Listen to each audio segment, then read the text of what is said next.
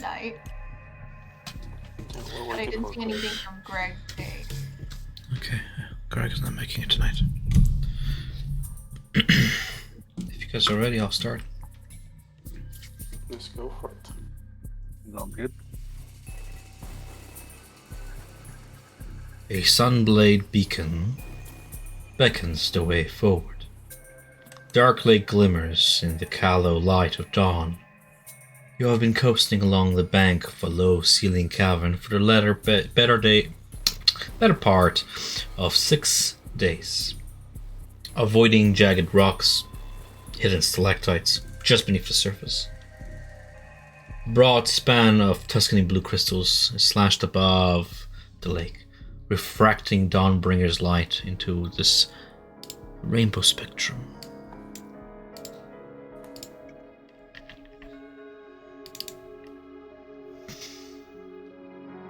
The hollowness of this passage magnifies all sound, from burbling streams to the screech of nearby bats. On occasion, plip-plopping fish cause concentric rings to puff out and disappear. A phalanx of fireflies patrols the water's edge nearby. While undoubtedly perilous, there is peace to be found here. You get to admire the glorious luster of the water and find some rest in a place with an eldritch beauty all of its own. Duma. As Duma seeks refuge in the embrace of trance or sleep, your choice, his dreams, be they as they are, manifest as a haunting reflection of his connection to the Raven Queen and the relentless horrors he faces in the Underdark. I'm going to put us on a little bit of suspense here, as I forgot to put my camera onto OBS. My apologies. I'll fix that in just a moment. Duma. You stand amidst a vast, mist-shrouded battlefield. The air is thick with the metallic tang of blood and the anguished cries of fallen warriors. Twisted, spectral forms surround you. Memory echoes of battles long past. Each step he takes leaves a trail of dark ash footprints. Duma catches glimpses of fallen comrades, faces he once fought alongside, now lost to the eternal night. Beside these dead lie slain foes, undead creatures destroyed by holy flame, their singed skulls bearing sharp vampire fangs and ghoulish smiles, even in death. In the distance, a towering figure draped in raven feathers emerges from the fog, a manifestation of the Raven Queen herself, her eyes cold beneath a crown of midnight black. The battlefield shifts and transforms, morphing into the familiar rocky tunnels of the Underdark. Monstrous silhouettes lurk in the shadows, their eyes gleaming with the hunger and malice you have come to know, having battled these monsters before. Duma, as you stand there, you feel your bow materialize in your hand, its strings taut with a spectral arrow that pierces through darkness with unnerving accuracy. Do you do anything in this dream? Seeing the manifestation of the Raven Queen in front of him, and all the silhouettes that lurk in the shadow, he looks around at his fallen comrades, taking in memory after memory, looking down at the skulls of the vampires that have been slain by his hand or those of his comrades. Looking back at the Raven Queen, he bows his head and says, "I'm sorry for what I have been doing. I beg your forgiveness, but I'm doing it out of necessity to save the lives that are of those with me. And with the strength you've given me, I will continue to fight." And Duma would stand up and pull his bow back and let loose the ethereal arrow into the monstrous silhouettes lurking in the shadows, just beyond his view. A shriek pierces through the silence as you strike the monster dead in the core, and you continue to hunt these creatures of the Underdark, guided by whispers of the Raven Queen that echo through your mind like a beating of distant wings. Each arrow finds its mark, banishing shadows and sending echoes of torment into the abyss. Yet for every creature you dispatch, 2 more rise in their place, a relentless tide of darkness that overwhelms you, and all the while the Raven Queen watches from afar. What follows is pain. As the shadows lash and pierce your body, mortally wounded, the threat of death looms upon Duma once more, a familiar sensation. Torturous nonetheless. Faced with oblivion, a sense of dread rises from within you, a disorienting sense of loss of self. Life, death, life again. Cycles within cycles, but who were you truly? She has taken that from you. You will never know. And now, you die again, to rise again, to serve again, to die again, to rise again, to serve again, to die again. With a final echoing cry, Duma awakens, his heart pounding within his chest. You find yourself in the Underdark. Take it away.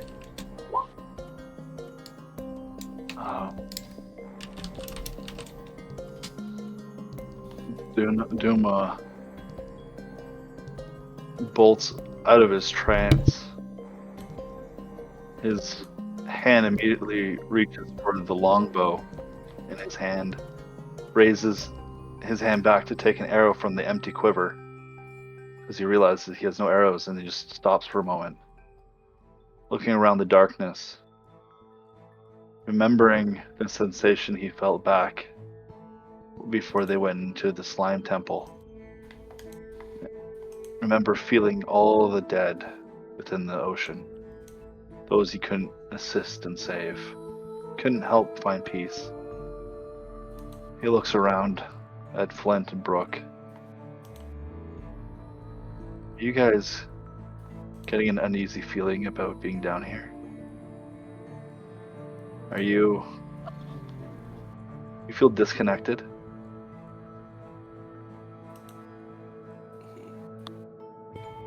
As you are talking to Flint, you see that Flint is being observing a tricorn hat that you have not seen before. And in his tiny claws, he has a maggot that he seems to be studying.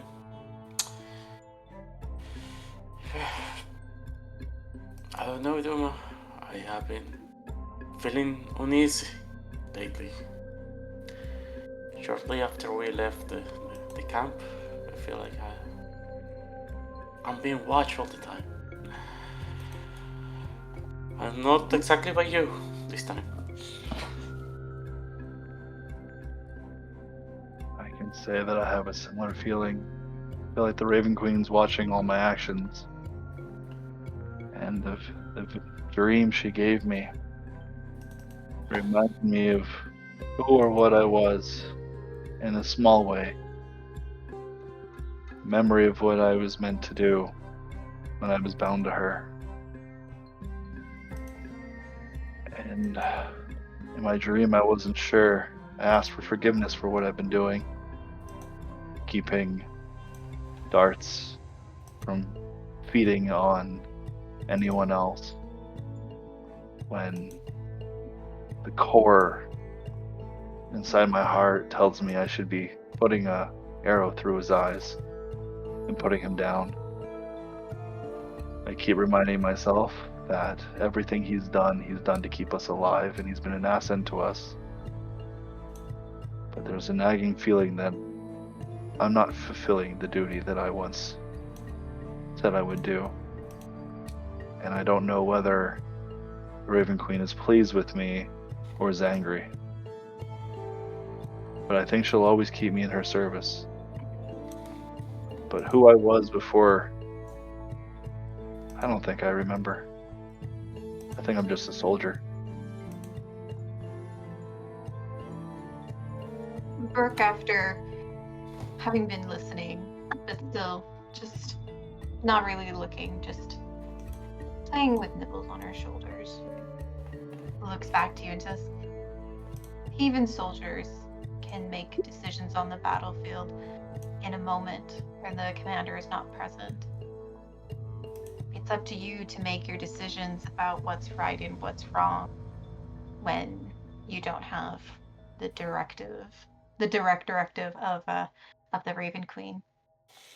That's what makes you you, even if you can't remember.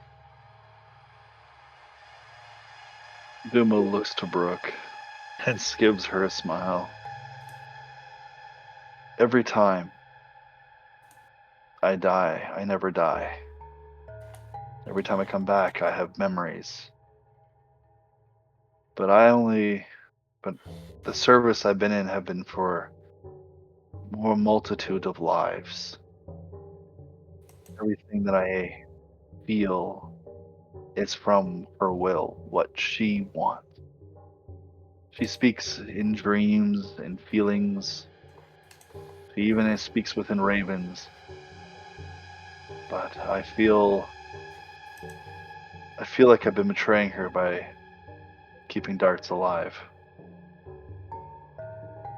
I'm not sure what I'm going to be able to do to rectify that. But I will do what I can to keep everybody safe and still be the soldier I've always been. I just feel that the humanity in me is perhaps bending and vanishing. Clearly Who I not, because Darts is still here. Yes, but for how long until he does something that I can't forgive, and I decide that I need to take him out, let alone you guys try to stop me. It is a worry and a thought that always goes through my mind. And I'm always keeping an eye on him because if he bears a fang at either one of you, I won't hesitate to shoot. And I know that within my heart.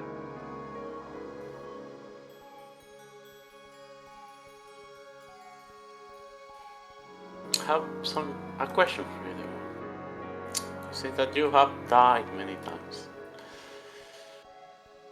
How is it possible that you are back again and again and again? The best way to say it, Flint, is the Shadar Kai, in many ways, even in other elves, sees as cursed. Cursed to repeat a cycle. An unbroken cycle that only the Raven Queen herself can end if she believes we are not doing her will. We are alive in soul. We are keep becoming rebirth. And our lives don't have meaning the way that yours is or Brooks. You guys live for a short period of time, a spark that will burn brightly and fade.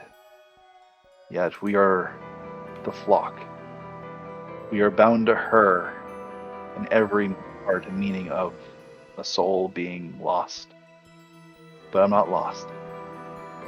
I'm within her embrace. And every time I fall, if you were able to even to stab me now and kill me, I will find my way back to her. And when it's time for me to go forth once more, she will create a new body for me, not the one you see before me. This is only ever seen on any other plane. If you went to the Shadow Realm, you would see who I truly am. A rather gaunt elf, with no muscle, no fat, almost a skeleton of what I am now. It is why it doesn't bother me with all these cuts and burns my body carries. It is simply a vessel for my soul. does it hurt? He points to your scars and your burns. I always feel the pain of each sword burn, but it is just a body.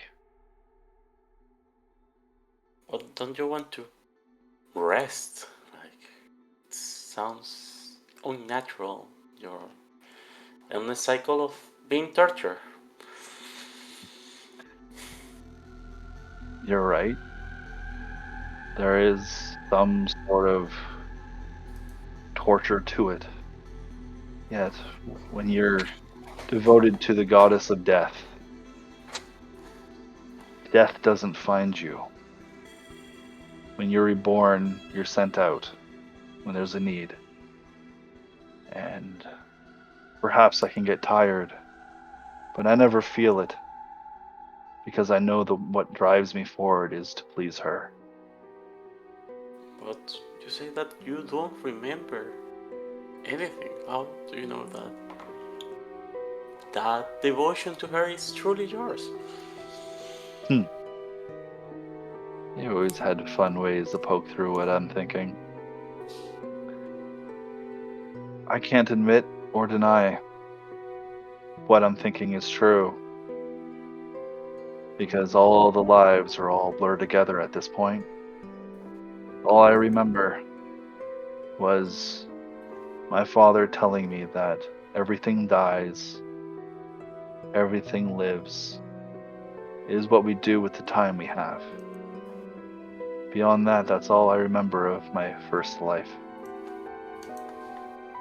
All I remember ever since is constant battles, hunting creatures, and doing what needs to be done. Maybe you should try and live a little bit more by your father's advice. Live a little. It's not always about duty. That's not life. You always remind Eric about that. Maybe it's time you take your own advice for a moment. Perhaps. Perhaps I'll find that time when I know everybody is out of the darkness and everybody is safe. Maybe I'll be able to find a way to live a little, as you say. I can say, though, that my life has not been dull ever since I found my little friend here, Flint. Beforehand, I can honestly say that I would never really smiled or laughed. But since I met him, I mean, joy. Every campfire there was always laughter, or a tale that he would sing that would make me wonder how true it probably was. But then I see Flint and then I'm like, you know what? Everything he says probably has a little bit of truth to it. His joy, his laughter, his shenanigans, I have to say, has been a spark within this life that I've been living currently.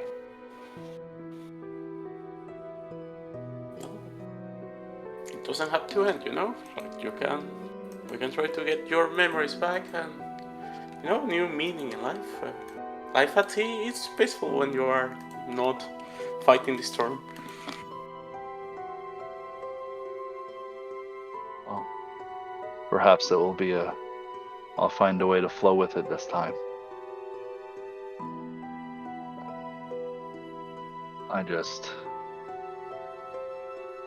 I look forward to the time that I can experience freedom. But given my path in life, we'll see if that occurs. I think freedom at the point for Shadar Kai would be sleep, true rest.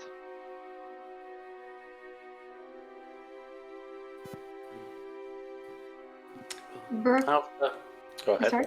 I was gonna say Brooke gets up from where she was sitting with her makeshift menagerie, and she walks over to Duma and sits beside him. Walks over, pedals her little boat next to him, and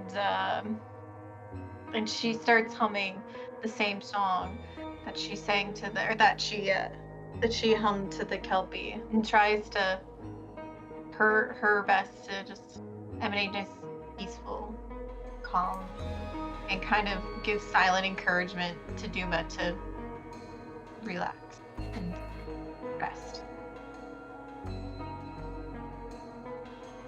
Duma will listen to the song, letting the tension leave his body as he tries to not forget the dream he just had, the revision of the Raven Queen standing before him. But he'll try to remember past lives through muddled images and memories. Try to piece parts of lives together to try to make sense. Because he is confused. And as he looks at his hands, the memories of blood from war seem to slowly wash away through the song, allowing him to just be. Looking around the party, noticing each one and the strength that they hold within their heart. He knows this group has what it takes to survive down here. He just hopes that his strength will aid them.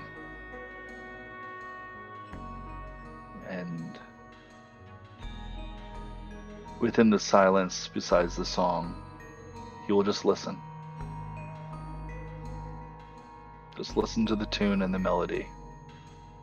See if it will ring any bells, songs, or even thoughts of his past.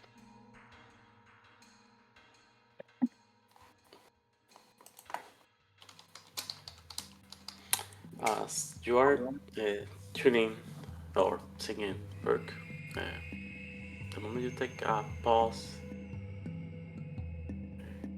Flint will approach you. And could you tell us more about this Noah fellow that you're looking? Seems to be close to your heart, but be nice to hear a little bit more of you and your relationship. Noah, or sorry, Brooke, you just see her kind of, her ears kind of droop, and she brings her hand up and clenches the locket around her neck. And she kind of whispers very low, Noah, he's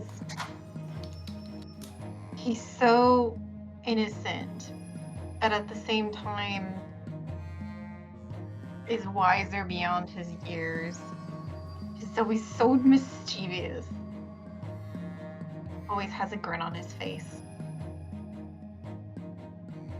He may not be my brother by blood, but he is in all the ways that matter.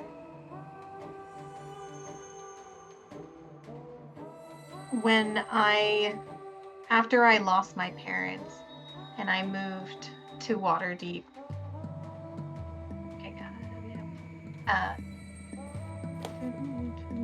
to Waterdeep. It's a big city, and I didn't know much about living in a big city, but I needed to get by, to find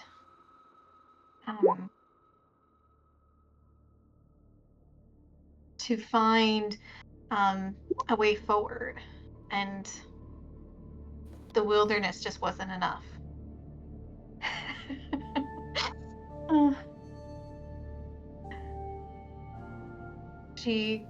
I came across Noah in an alley.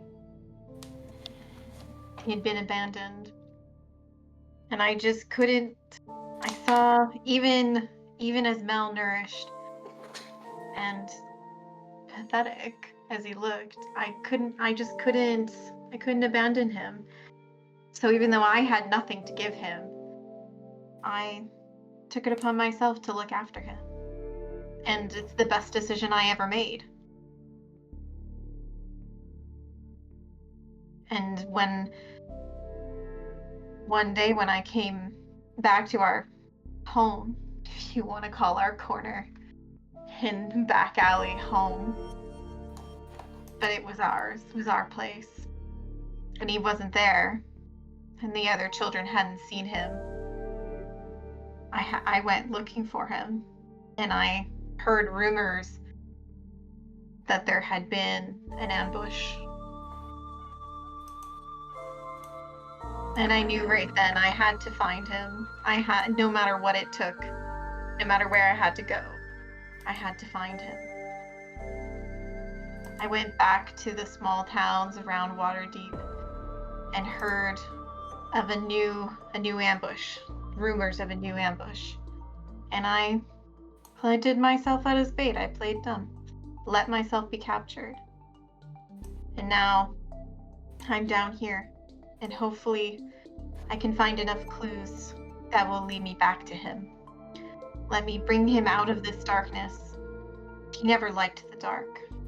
I always tried to find little bits of candle wherever I could, so I could keep a light on for him, even in the dark alley.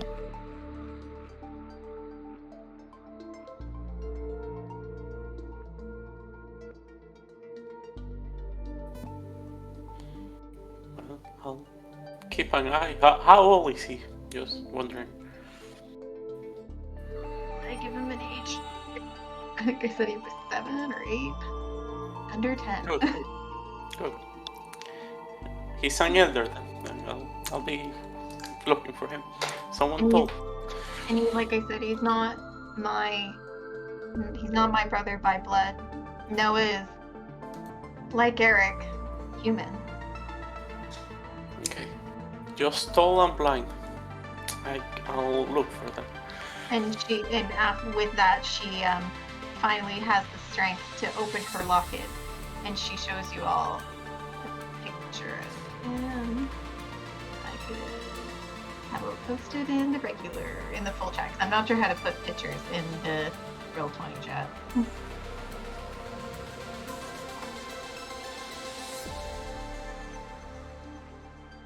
Duma leans forward and pats Brooke on the shoulder. If we find your brother, I can teach him not to be afraid of the shadows. Where the shadows and darkness can also be a home, a way of being protected. If you don't fear it and see only creatures and monsters within it, it's a rather nice home for those who aren't standing out in the main streets of life and shops. But for those that prefer an alleyway, it can definitely be a home for them. So what I can do is I can do my best to take him underneath the wing and show him how to make use of it, if you will allow it.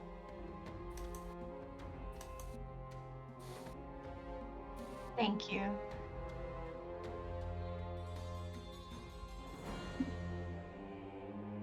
I can only hope that even if we find him, that he's still alive. As we've seen with Eric, humans at times can be fragile.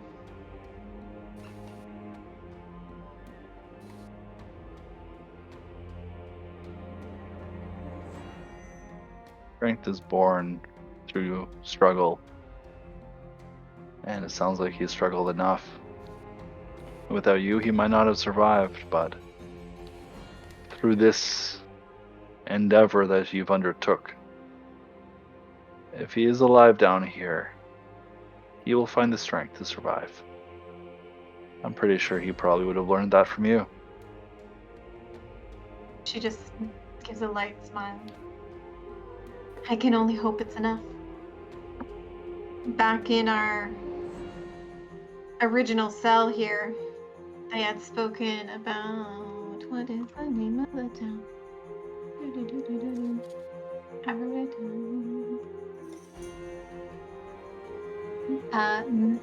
Menzo Berenzen. I mispronounced that, I'm sure. It seems to be that's where most prisoners are eventually, or most slaves are eventually taken.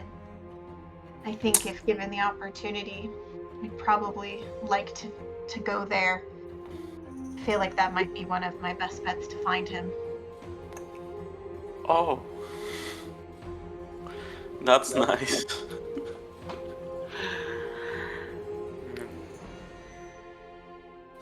Maybe we could ask in the City of Blades, but I have heard of the City of Spiders, and I truly hope he's not there. Those that head to the City of Spiders. They, as far as I can remember from my time down here, they don't ever return. It's, once you enter the gate, there's almost no way out. It is the capital, it's where law. There is still hope. However, You would recall that the party that manned the post of Velkenvalve did come from Mansburnson originally. Right? So... we have to make our way there soon. Possible for us to go from Gracklstugh, I'm sure. Maybe Hemeth might know the way.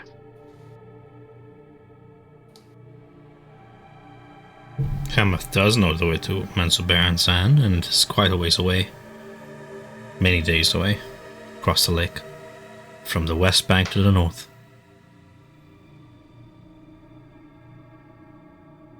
The Dark Lake spans days of travel. Many weeks sometimes. Depending on the passages and the luck. If we were to stop off at Gracklstugh, how far away would it be to Menzo Baranzan?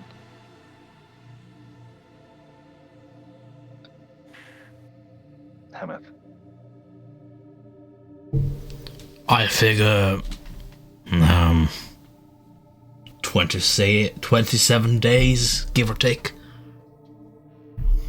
Is that through the Dark Lake or by the caverns? It'll take a longer time via the paths on the ground. The Dark Lake is a straight shot. 27 days. We can always do that, Brooke.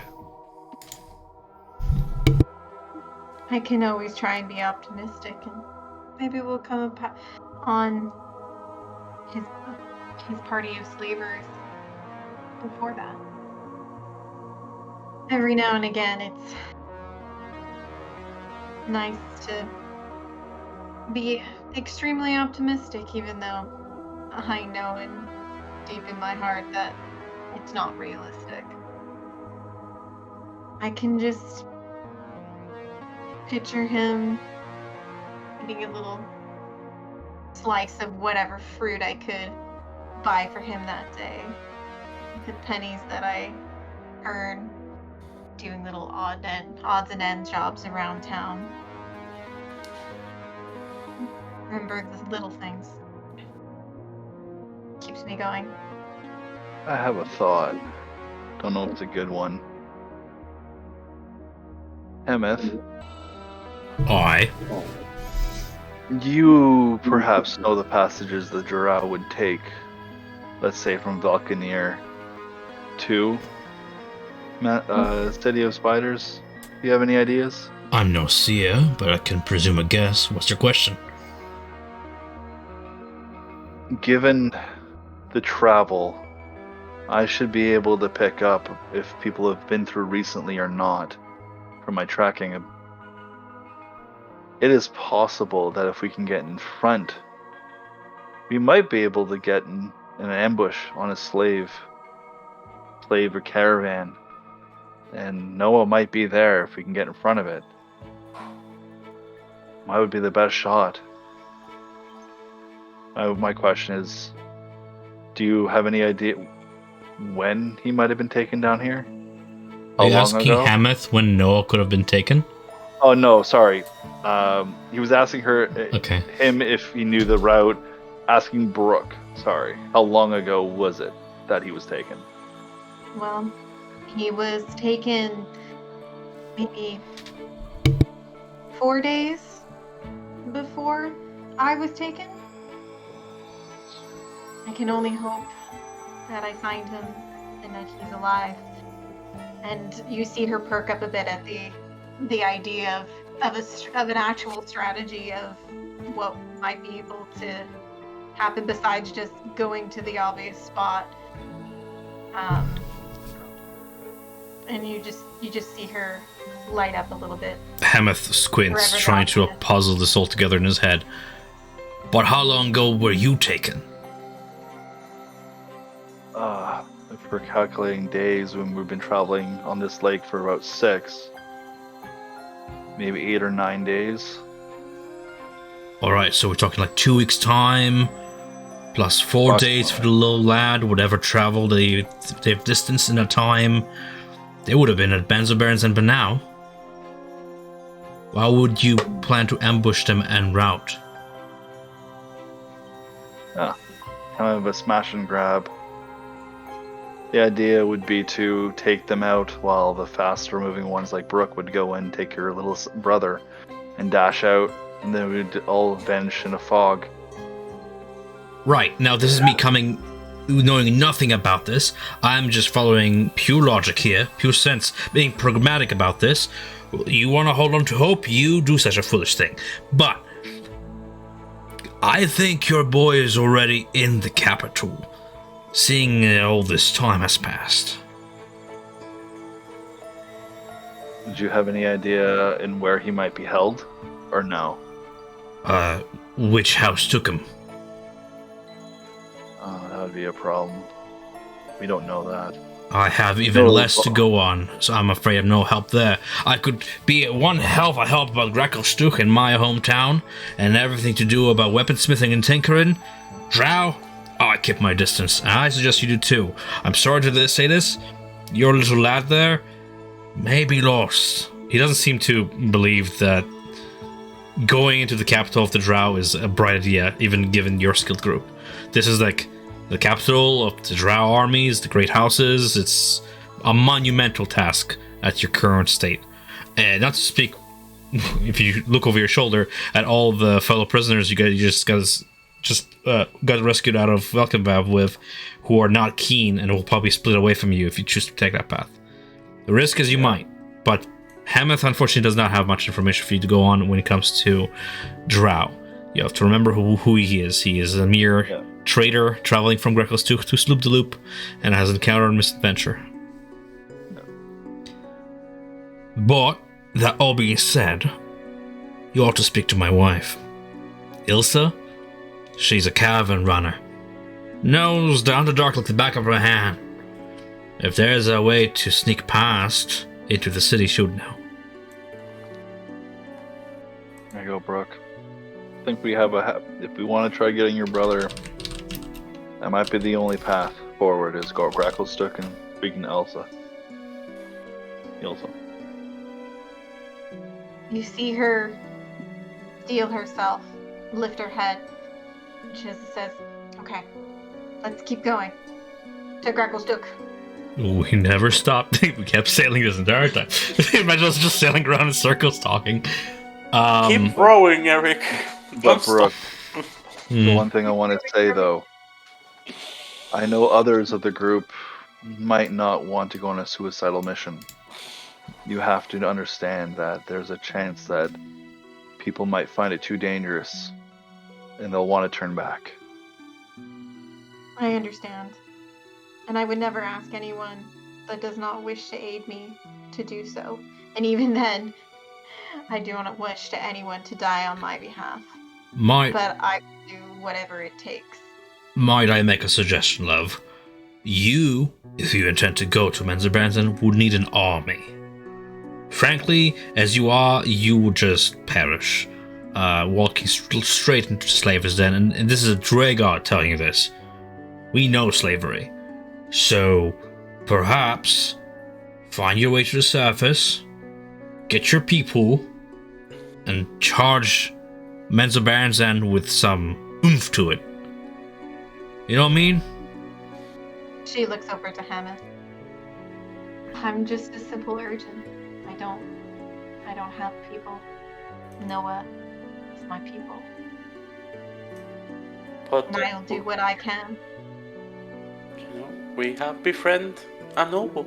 Maybe he can pull some strings for you. But we will need to ask him later. You have? He scratches his white beard. Points over to Prince Darendel. Supposedly he's a noble elf, cursed into a Quagoth. And Right. Eric over there, as far as I can name, he's a noble. Whether his parents will help him or not is another question. And it seems that Dart is also a noble. Just a different type of breed. Listen, you guys are tough. I've seen you face off a demon lord and run away alive. I've seen you face off an entire village of Kortoa and rescue my hide. But I'm telling you, you go there, you're dead. Despite your skills. Drow are a nasty lot. I hate them from the tip of me whiskers to the other tip of my toes. They're a nasty lot, and they would not spare you for a second. They will enslave you like this. Anyway, I'm gonna keep watch ahead. Keep rowing, row boy. Poor Eric. Stone teeth rise out of the dark waters, and carved upon them are these dweger markings, guiding you toward your destination. Your path, as you enter a low-ceiling, tight cavern, leads you past which the current itself. Sorry, I'm stumbling over my own words. The current itself picks up as you approach a thundering waterfall ahead. It's still enough of distance ahead for you guys to sort of react and plan ahead should you wish. But Hamath surely points out a cleverly constructed dweger lock mechanism and explains away how to operate this contraption used to raise and lower the water level.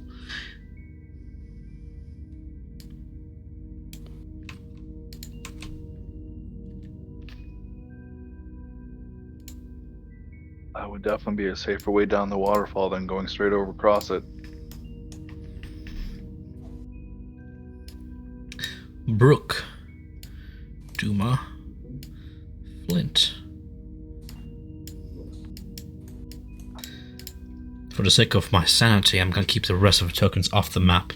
You're either boats or your mount, your decision where you are at this time.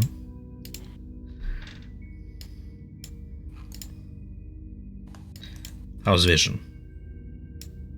Good. Good. Good.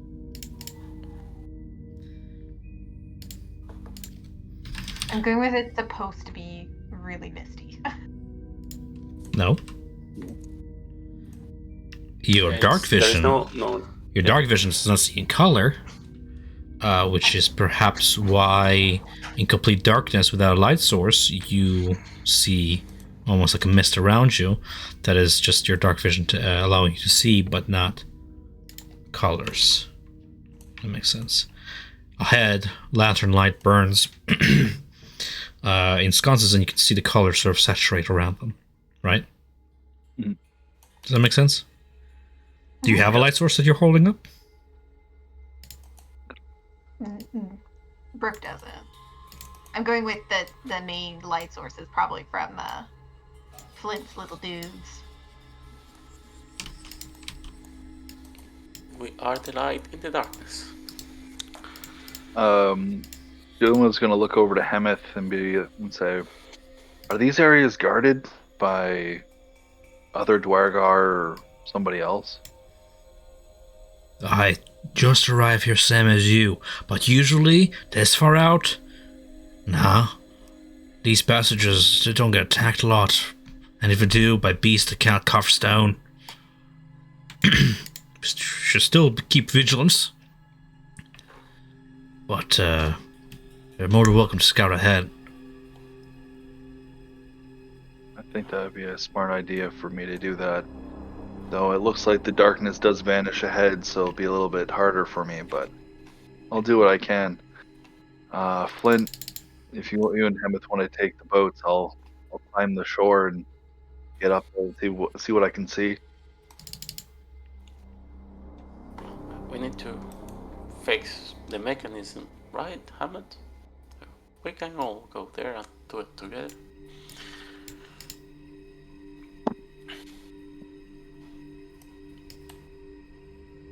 Let's row. Come on, row boy.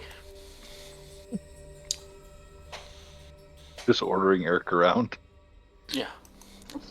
I have, how to say, bigger rank than him. The mechanism to operate the lock is found on those ramparts over yonder. Should be a switch or another. Want me to come with you, or you'll find them on your own? You described them well enough to me, and I might be able to do it on my own. I don't want you to get hurt. Then he sits back and waits for you to get to it. Dumo will jump into the water and swim over yonder to the rocks. Okay. And we'll scale it, going slowly and listening for any sound or anything from somebody above or any growling you might hear. You hear slurping, sloshing as Glabagool begins to sort of scale his way up the rocks. A stealth mission, I like it. Grab my hand. He extends out a little tenderly hand, roping it like down the slopes. Dumo looks at it a little bit, looks back at Hemeth and be like, this doesn't burn me. And Dumo put his hand out and grab hold of Globagool's. Do not worry, I'm inert. Shushar's taught me inner peace. And he pulls you up the rope. Okay. Dumo will hop over. And if there's any boxes or anything, Dumo will track it. Glabagoo, just be careful. If you see something, please call it out. He's already halfway through consuming one of the chests. What? I'm hungry. Let me 1 second. What's in that chest first before you eat it all? Nothing. He opens it inside himself and there's nothing in the chest. As if whoever was here has, taken the supplies with them. Okay. Dumo will make his way over to the cannon. Move across. Is there any chests or mechanisms around here? Ruby investigation check. While Brooke and our fellow kobold here, Flint, tell me what they want to do. At a slower pace, I also make my way to the short. Which one? Left, right? Let's go left, just to cover more ground. Who knows? I'm curious.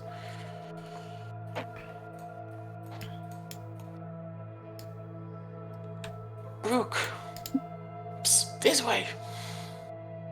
Brooke signals for her and her mount to follow Flint. It treads upon the water, walking upon its surface. The cliff offers some handholds, though the rock is slick.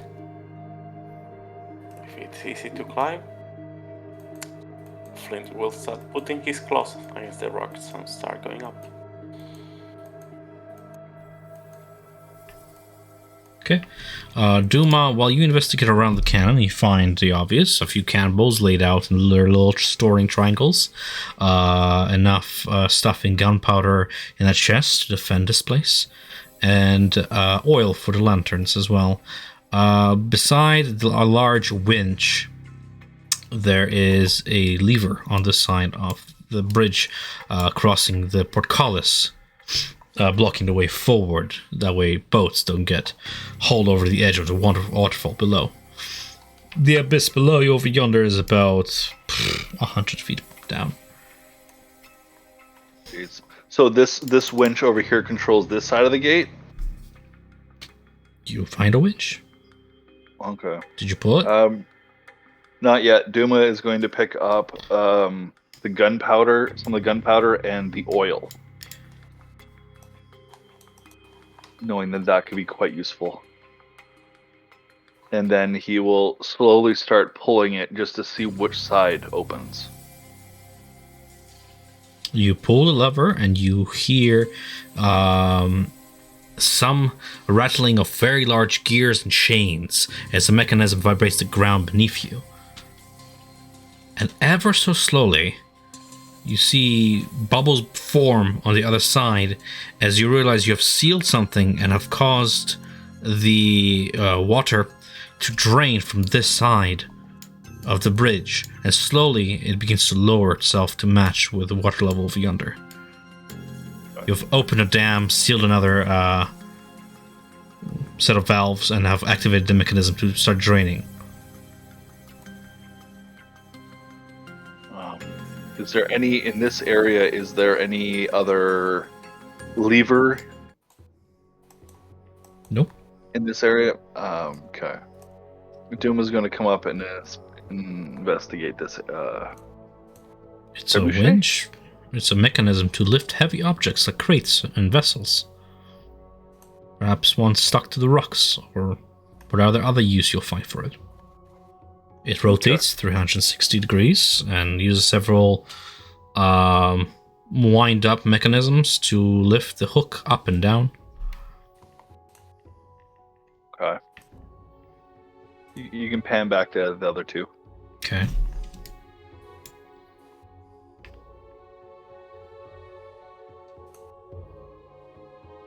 Brooke, as she scales the edge of the wall, she looks over to Flint and says, Flint, we need to... Looks like Duma's already let something go. I heard a big sound. We should get going on this side, see what we find. And she moves forward. It's not far away, you guys can see each other. Yeah, I wave.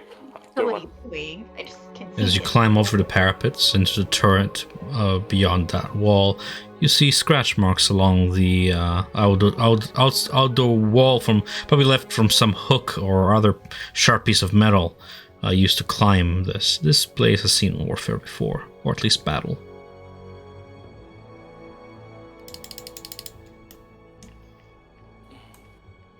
These are stairs that go down, right? Correct.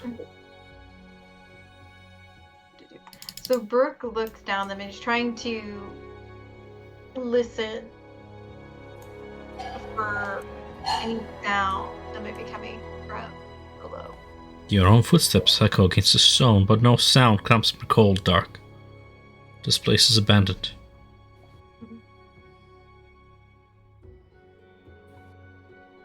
I don't think there's anything down there, Flint. We should keep going forward.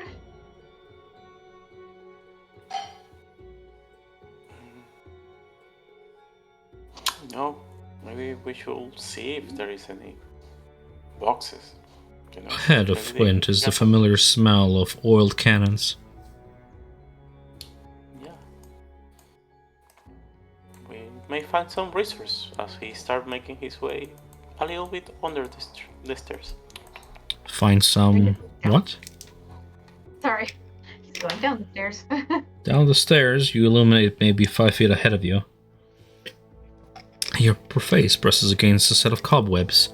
Nobody has passed down this passage in some time. The faint reek of fermented booze permeates the air here in some sort of a cellar. And you can see stains upon the floor where barrels have been kept, but otherwise this stone room has been emptied. Whatever cargo this station has held has been picked up by a vessel. Reason enough for the smell to linger, but too late for you to enjoy any of that grog. Damn it. You find remnants of other shipments, splintered wood from boxes, some crumbled raw iron ore on the ground, and a chipped pickaxe that was left behind by its wielder. I'll pick the pickaxe just to not go empty-handed. Sure. It's heavy, but quite useless as a weapon. Yeah, I'll bring it up. Could probably bludgeon somebody to death with it, I suppose. Yeah, not a weapon. Not a proper weapon, but... It's like a crowbar for all purposes. Okay. You have advantage on strength checks made to pry something open. The old cannons are well maintained ahead of you. You can tell this from your days upon the seas. Nearby, though cobwebbed, the cannonballs lie exposed to the air, but there's no rain here to rust them, so just the mist of the ever-descending waters below. You look over the edge of the wall, and you can see that the boats and your companions are slowly disappearing into darkness, away from the lamplight as the water continues to descend downwards. With my experience, Tom, will these cannons be able... the weight of these cannons will sink the boats? Absolutely. Okay. Damn it. Let alone you moving them. I mean, I have ways, you know? I was gonna make it tiny. But it's only for a minute. Sounds like a cool trap.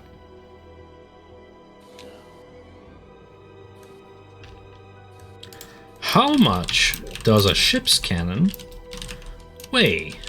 Hundreds and hundreds and hundreds of pounds. Here are some examples of large naval cannons and their approximate weight. A 16-inch Mark 7 naval gun, approximately 256,000 pounds.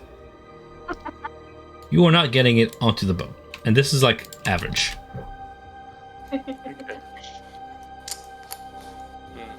Also, the little voice in your head might tell you, is it really wise to steal from a battleman sent here to defend this place?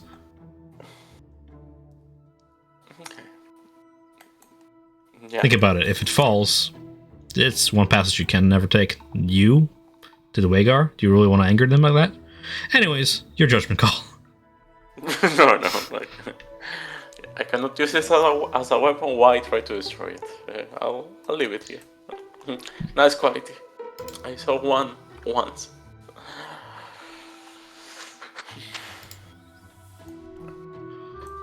Ooh, what's this? Says Glabagul, his voice echoing as he begins to sizzle, as he begins to overlap one of the torches. Ooh, it's warm. And he just douses it.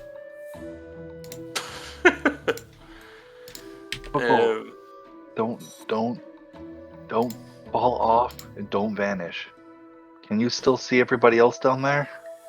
He hangs off the lampposts of the sconce, sort of stretching like spaghetti, his eyeballs down, drooping down on the bottom mass of him, and he looks around and he's like, no, can't see them. They're in the dark. I think it's because you just doused that lantern. How do I fix that? You create fire. I can do that? I don't know. I know that Kuatoa, they sometimes focus and they will something to happen, and it happens. Will something to happen. He squints his eyes and he starts concentrating really hard for the next minute. Does his eyes go cross-eyed? Sure. Okay. Does it sound like the water stopped draining? Like, oh my god. No, it's still draining. Okay. Duma will just, as it's still draining, Duma will go look on the other side. Is there any other levers that he would see on this side? Yeah, you find one nearby in the shadows of the contraption you're sitting by. Okay. Duma's thinking that this might be what is used for the gate to open. Duma's gonna look over at Flint. Maybe in the box you might be able to find some gunpowder or some more oil, which can be very useful for us in our travels. Either traps or burning or whatever might be needed. Just take a bit. I don't think we should take everything from this area, but I got some. We maybe find some interesting explosive device for you. But I'm gonna need you guys down there on the water when I open this. I don't know what's gonna happen, if you guys are just gonna flow right through or not, but I'll have to close it when you guys are through, then jump into the water. Just just so you have an image of this, it's a portcullis, right? So it's a grate of iron through which water does flow. Right. I was thinking that there was a chance that the grate would open from the lever. If it does, you're not going to change the water flow. It's still a waterfall. Oh, okay. Yeah. Down below, your companions are rowing backwards, trying to row away from it, waiting for you to come back. Yeah, you guys are gonna have to go down. I'm gonna have to open this up and then jump across. But what I was gonna do, an idea was get this winch, go on the other side, lower it, so when I open up this winch and you guys go through, I'll jump down and kind of slide down the rope and hopefully land on one of the boats. If not, well, it'll be a little bit interesting after that. Okay. I'll be sure to go pick you up wherever you live, if it's not in a boat. Although, I feel like water is softer than a boat. Wooden boat. I'll help. Well, it's more the fact that I think that this current's going to be very strong. It's going to be hard for you to hold the boat back, but we'll see what happens. I wasn't riding in a boat. Oh, well, that's true, actually. You're on a horse. I'm on a horse. The guilty man is right. Duma's going to turn the winch around to actually have it go on the other side and lower the rope down completely. Just let it go. So over to Duma and says, just in case you don't have enough, and she gives him what rope that she has as well. She has. Oh, I have some spider silk rope. Don't worry. I took my bag back from you. Oh, super. If not, she has.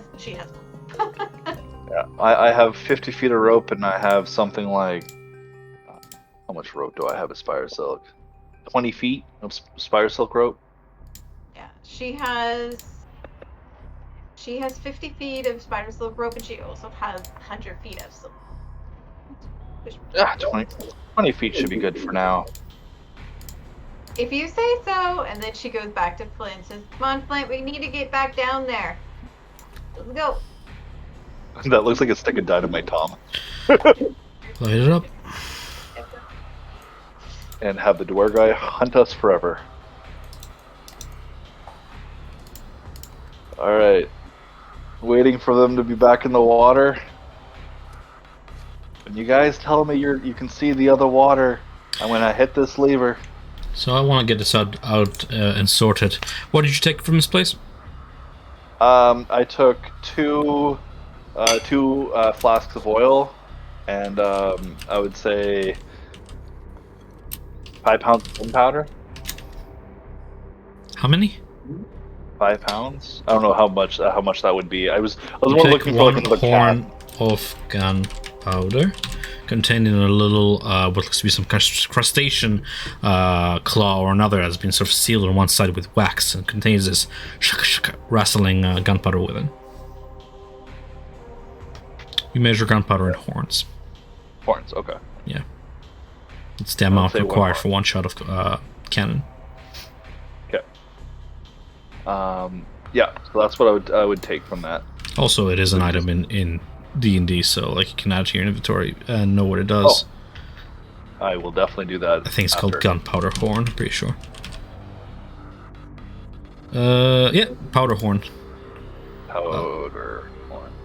Gunpowder is chiefly used to propel a boat out of the barrel of a pistol or rifle or cannon, or is formed into a bomb. Gunpowder is sold in small wooden kegs and in water-resistant powder horns. Setting fire to a container full of gunpowder can cause it to explode, so be careful. Can I actually get 2 of those? I'll take 2 of those. Sure.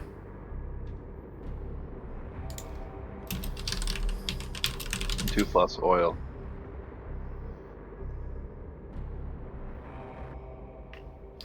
Alright, it takes some time for the water level to lower, allowing your boats to pass safely beneath the cascading waters, veiling the crafty gearwork of the Dwarves. While you wait, you spot a school of blind fish dart through the depths, their translucent bodies shimmering faintly in the ambient light. They appear to be fleeing from some larger predator beneath the waters that you can't see, and in their haste, some leap out of the water, spread their razor-sharp blade-like fins, and soar past your boats. Everybody who's close to the water surface, so everybody but Duma, please make me either a dexterity saving throw or whatever you think is appropriate in this situation.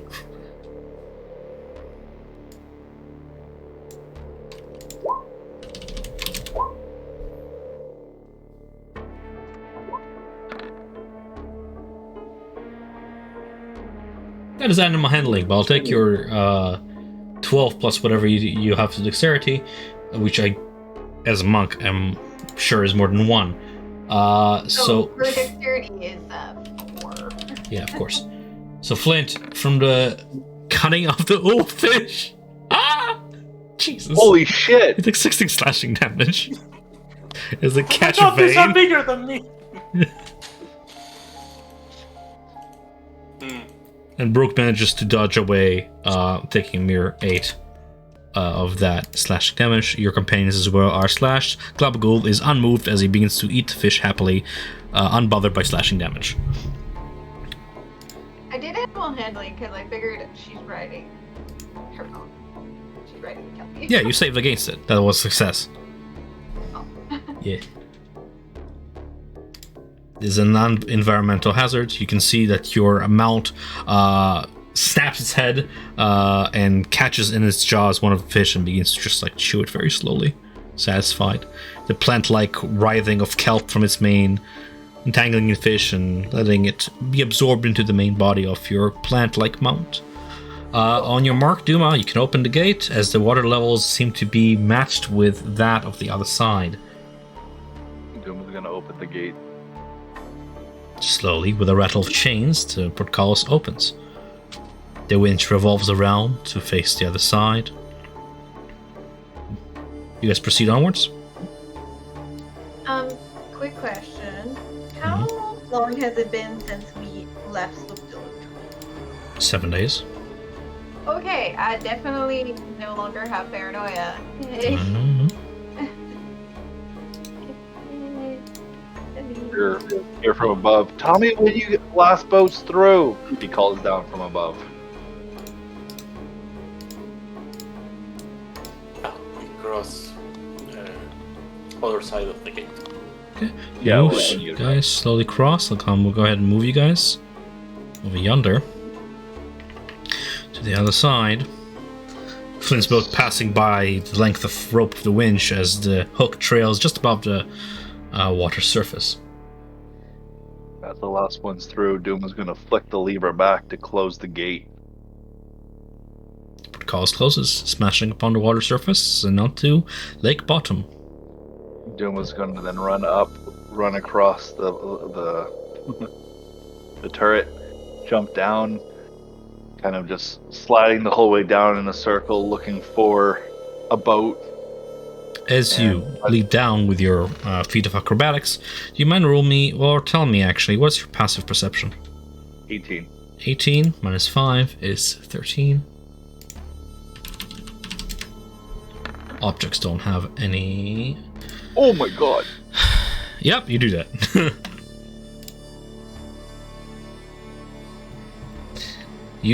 So you're saying you were sliding down in circles onto, what, Flint's boat? Which one? Yeah, Flint's boat. Alright. We Prince of Persia style. Very nice. Basically. With a thud, you land in the boat, 3-point land, and make your way on through the waterlock. Once it's about within maybe 30 feet ahead of you guys, you spot something slowly encroaching out of the gloom ahead. It's a keelboat. The vessel has 3 large sails. Its hull is forged from blackened steel reinforced zirkwood. Jagged spikes protrude from the bow and stern, evoking a menacing silhouette. You're gonna say something? No. The keelboat's deck is low and sleek. At the ship's stern, the back, a tattered black sail fans out like a peacock's tail. Rope rigging creaks softly, and along the gunwales are mounted several swiveling crossbows. As the keelboat encroaches close, you see the keelboat's cargo along the main deck. Zirkwood crates lie open, some housing mining tools. Other hold hundreds of pounds of unrefined iron ore. An iron chest lies stacked atop one of these crates. The iron chest is secured closed by a heavy-looking lock that catches the light of the braziers above. You see navigation tools and several maps lie abandoned upon one of these crates. But most curiously of all is the fact that the vessel is otherwise empty. You see no crew at the helm, nobody manning the gunnels or working the rigging. The vessel simply creaks along down toward the now not as turbulent waters, because you guys disabled the waterfall.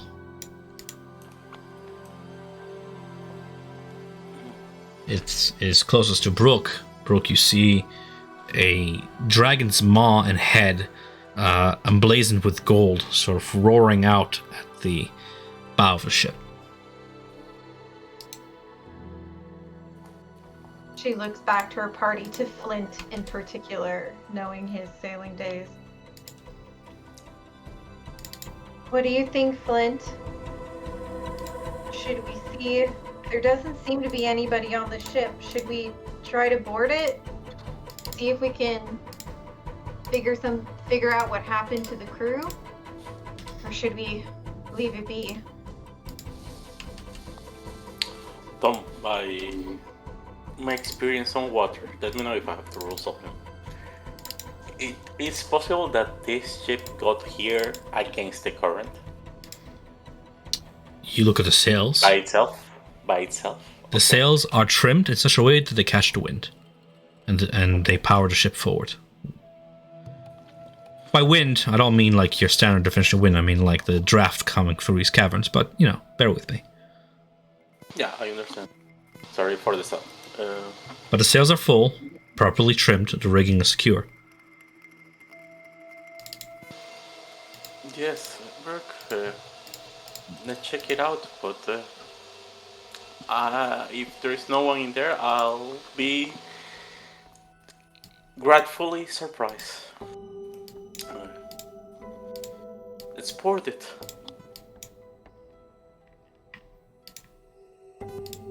And I indicate Eric to start rowing faster and faster. Oh, row by goes. For the sake of space of map, I'm just gonna have the boat approach you guys closer as if you approached it closer.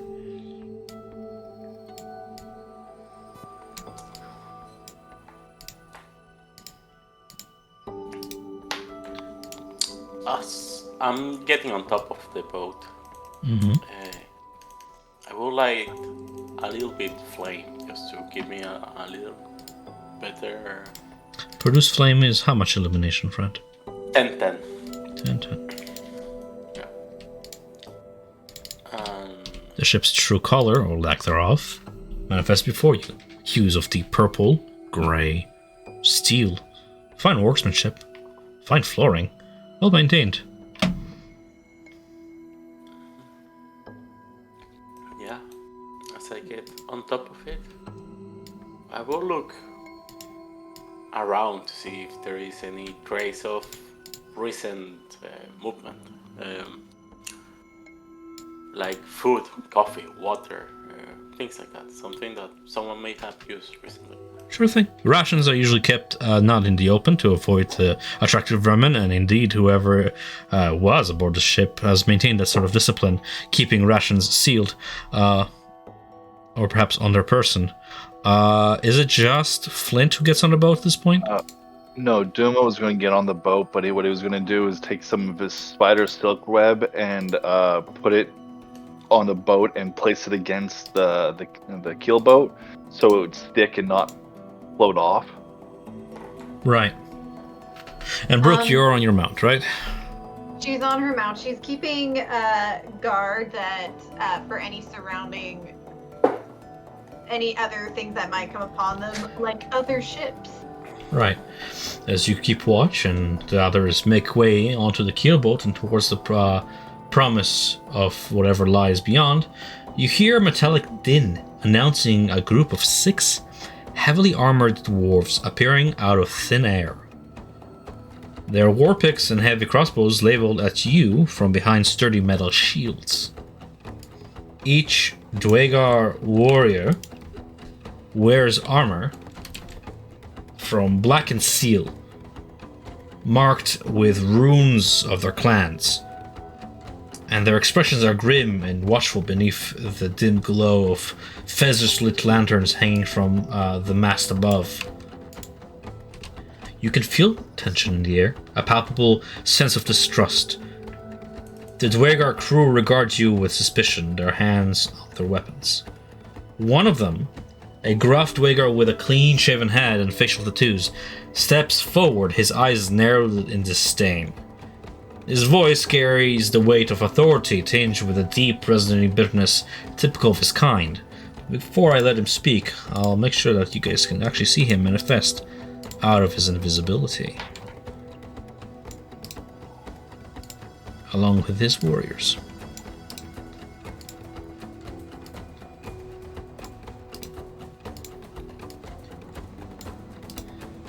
This one is hanging at the rigging.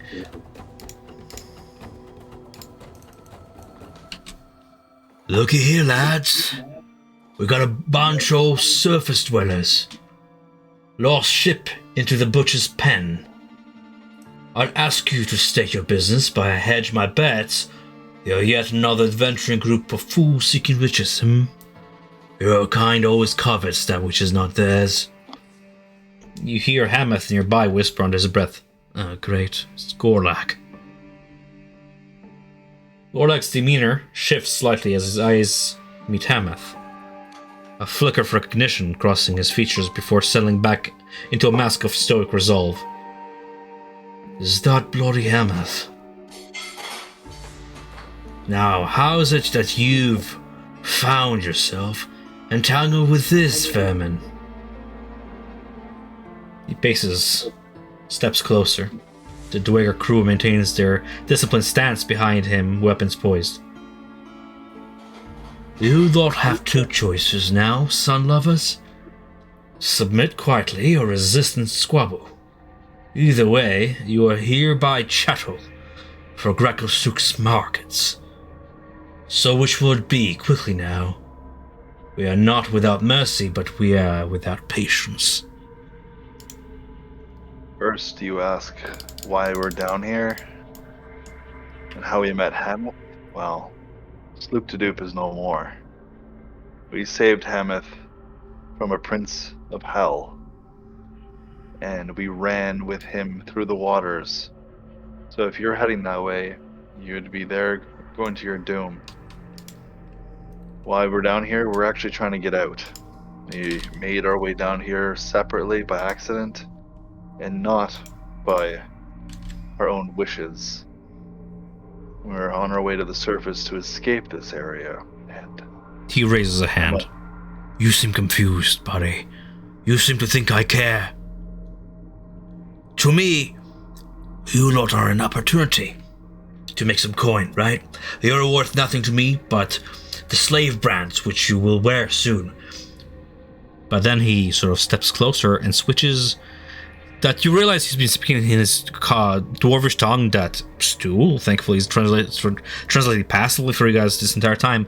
And then you no longer need a translation as he switches to common, a language unspoken of in these depths, as he speaks to you guys. But I tell you what, you make it worth my while, and I might just let you go. What's worth your while? Well, the Dwargar removes his helmet, revealing his grey skin of his kind. He muses his white beard as he walks closer, lowering his voice as to not be heard by his fellow Dwargar. There's a discomforting glint in his eyes, and he has a smile upon his face. Your story doesn't track. You might as well be lying. I have to just send you to the slave bands, but You amuse me. What do you have that is worth your freedom? The Dwargar waits for your answer, his gaze touching on each of you in turn as he smiles in anticipation. I know what I have. It's worth something.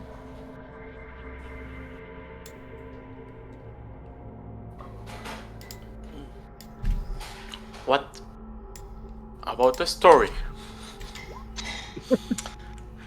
Fuck off. Uh, you will say that after you hear the story. You know that town of Sleepadoop? There is no more. There was a demon lord appearing out of the lake.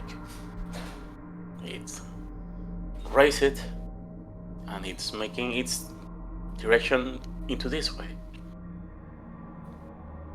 It's a matter of days before it arrives to Gracklstugh. Instead of trying to put us on a pen, maybe we should all travel together to let the wall, to put some better cannons on it.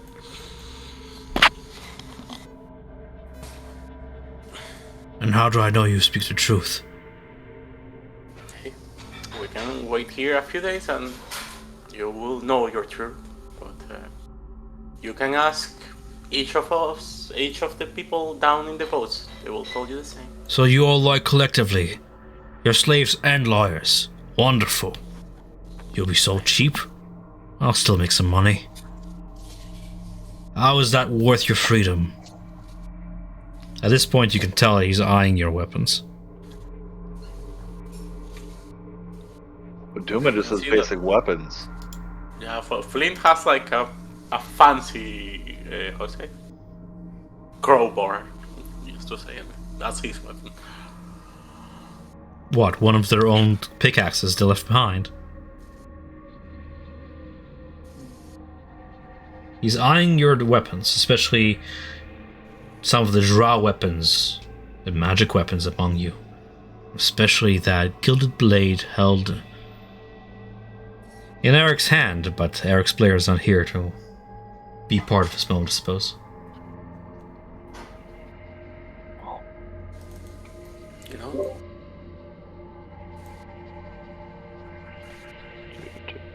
I'm just trying to think. We do have some information for you, something that you might find interesting. Since I know that you're not a fan of the drow, I'm assuming. Spit it out. If you want the truth, here's the truth. The honest truth. We were captured by the drow, Ilvara, in Velkenvith. We escaped through a demon attack. And Ilvara is out hunting us right now. She's trying to capture or kill us because we embarrassed her. Most likely. If you want to bring her head, well, wouldn't that be a trophy for you? Or I could just keep you and take the bounty for your heads. If the drow are looking for you lot, they'll pay to get you guys back. I can just sell you to them. So, get this through your thick head. What have you got that's worth your freedom? And at this point, you can tell that he's on his last thin strip of patience. His evil, weird ways prevailing here a little bit. But his obsession with like your rare weapons still focused upon those. He's a materialistic, programmatic fellow. Your stories and tales is not interesting to him. Oh Yeah, god. he doesn't get scared. And he can see that Flint move fast for a moment as he claps his hand and tries to make a spell. Oh, okay, cool. Roll We're rolling initiative. initiative now? Yeah. I mean, I don't think anyone wants to depart from the sword of Eric Dawnbringer. So Yeah, I don't think so. I really wish we had telepathy. Fuck.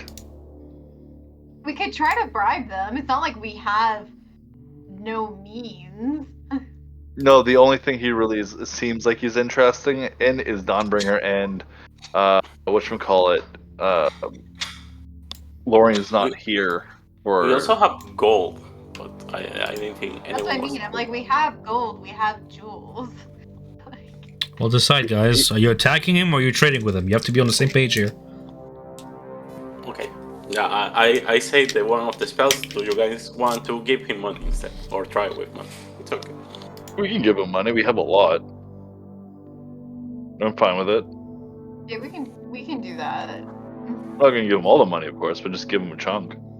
Who Yeah. is bribing Gorlak? Oh Not God. So Burke, having heard all the conversation, she gets her mount. She mounts onto the front of the boat. She says, "I have a few things here," and she takes out 3 pearls.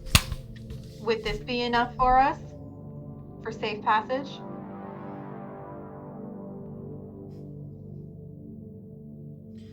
Since you guys did not pick up that he switched to common and spoke in a whisper because of keeping things discreet from his fellow crewmates, you offer in the open the bribe.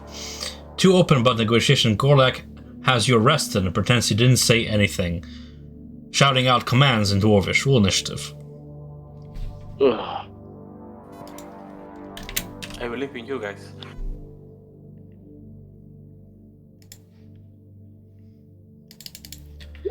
Suppose that's one way to learn about Dwarvish culture.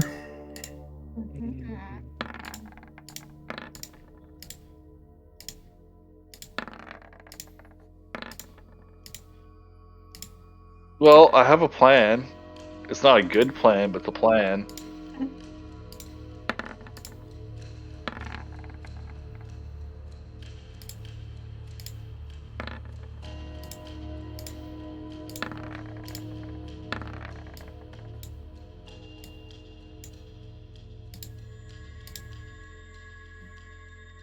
Rick's initiative is actually 14 and not 9. Like, so you have advantage on it. Yeah. I'll be right back 1 second. I'm just gonna grab some water. Take a break. That was a good time.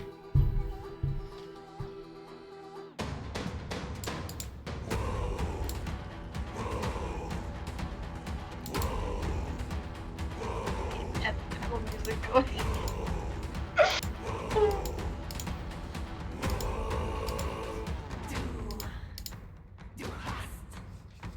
It sounds like the woo.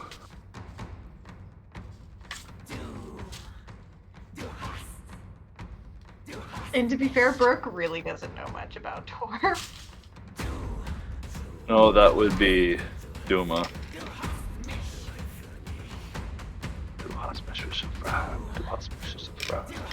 Brooke is. Just let me know when it gets already. Always keep that in mind. She's very young.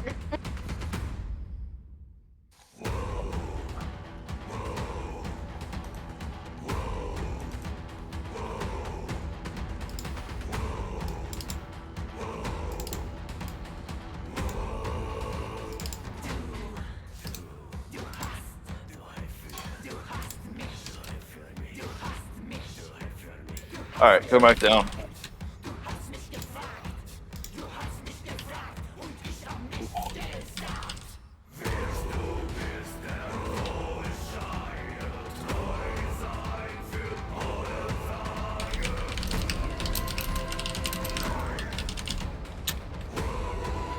that the mashup song? I really gotta see this.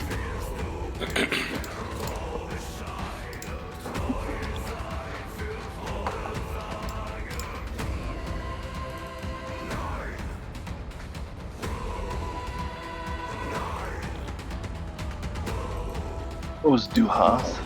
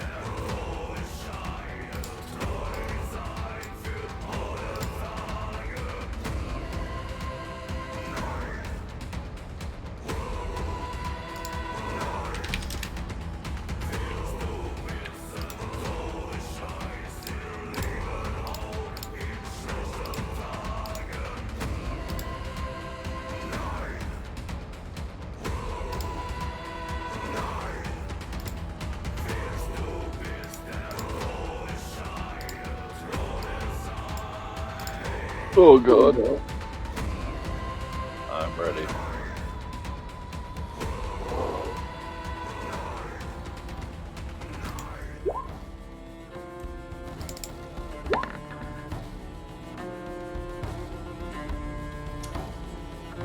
hits. I'm just waiting for people to come back. I'm pre-rolling.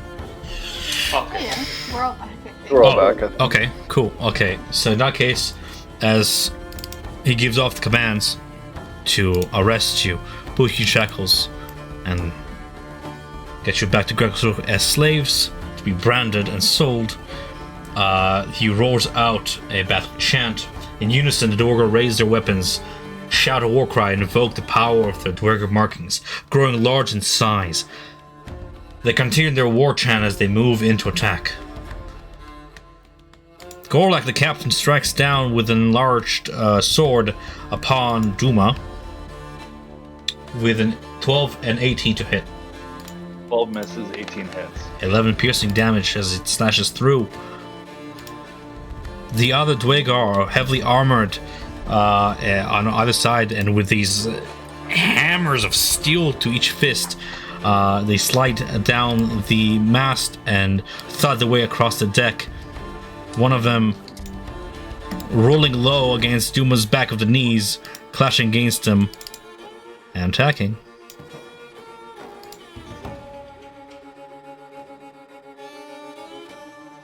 Just reading stat box real quick.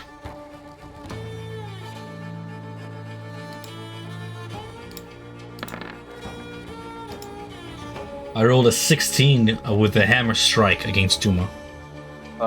16? That would miss. As you dodge out of the way, you retaliate.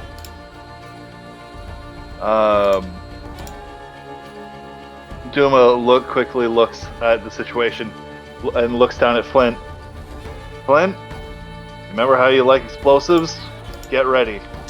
Duma is going to pull out one of the flasks of oil that he had, and he's going to empty it along the entire ground and just throw the oil flask and letting it skid as it dribbles out oil across the entire area around them. Looking at Flint, you better get ready to use that fire because I got something else that's going to let out a big bang. Get ready. And I don't know if that would be considered my action. It sure will. Okay. Duma is then going to look at the big guy and say, "Oh, what? I think I fought at your pieces of shits before. You know what? Pretty sure you guys went down pretty easily." And he's going to look at them all and say, "Bring it on." And he is going to Make me an acrobatics check to slick across oil without going prone after talking all that shit. What? I'm doing acrobatics check now? Yeah. The ground beneath you is greased. 11. You prone yourself? I mean, I fuck you piece of shit, and I bet you went down. Fucking slips. Duma then stands back up. It doesn't really matter because I haven't used any movement. Nice. You lose half your movement, but you have the remainder of it. Oh, Duma's gonna stand there. I'm just double checking something. Instant karma. It's amazing. Less oil. Sorry, I'm just double checking something. You just tell me what you want to do. I'll handle the mechanics. The greater healing potion. How much is that again? 44 plus 4? Let me check. 44 plus 4. Let me check. It might be more. Greater healing, please.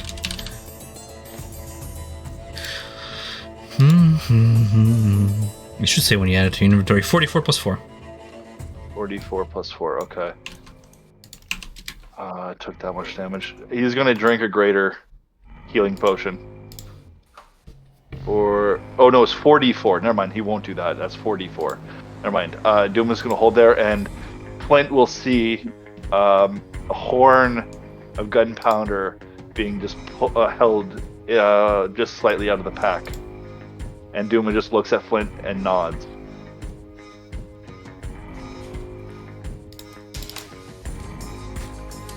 And that's the end of his turn.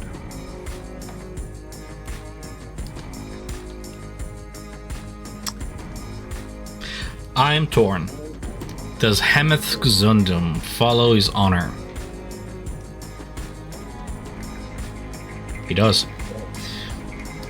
Action's consequence. You hear a shout as Hemeth Zundum grows large and dives into the waters with a splash, swimming toward the ship. Oh, somebody fell. Duma, you feel a cold blade manifest under your throat as another Dwegar manifests out of the ether beside you. Soul Blade Assassin. Attacking with advantage, because that's what he does. An assassin. Benefiting his invisibility. Not enlarging though. Attacking with his Soul Blade. Against Duma, it's going to be a strike for 17 to hit. That hits. That's my AC. Okay. While the blade leaves no visible mark, you feel a cold sensation across you that hurts nonetheless as you take 9 force damage from the Soul Blade as it retreats back into his wrist. Okay. Soul Blades. That was the Lorian's class last campaign. Yep. One of Xazorn's, as they're known, engineers of the Dwegar, steps forth, a machination before him, and he turns upon Brooke. Tom, it's my turn. Is it? It is. Go for it. Brooke is going to, she sees the insane stuff that is about to happen, so she will summon her astral arms, and so these two need to make, they are dex saves.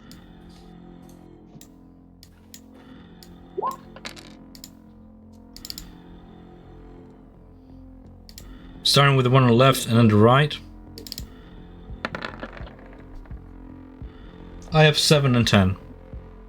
They both fail, and so they will both take 5 force damage. And with that, she will make a couple of strikes. Let's just go for the one on. Let's go for the one on the left. With armor.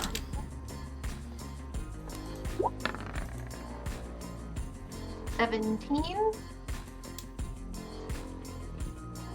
17 does not strike the Dwegar Xarzon heavy plate mail that he's wearing. Almost like an Iron Man suit he's wearing, ending in one gauntlet hand and the other hand ending in a contraption that has now ignited with blue flame. And bonus action, she will try again. No better. No.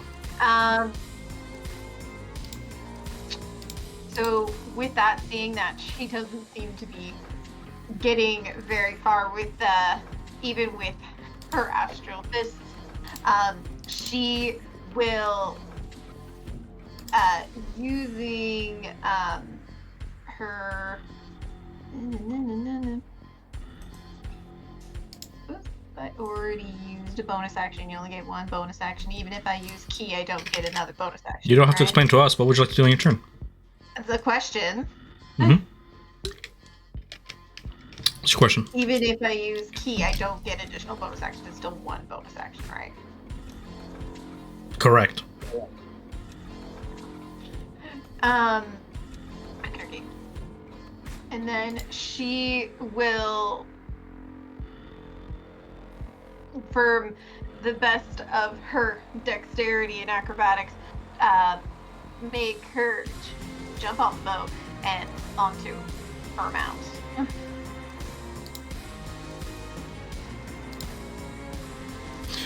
Anything else on your turn?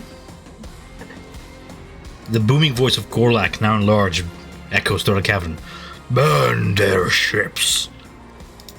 One of Xazorn's Engineers turns about with this flaming torch of a contraption, points it at the boat parked over yonder.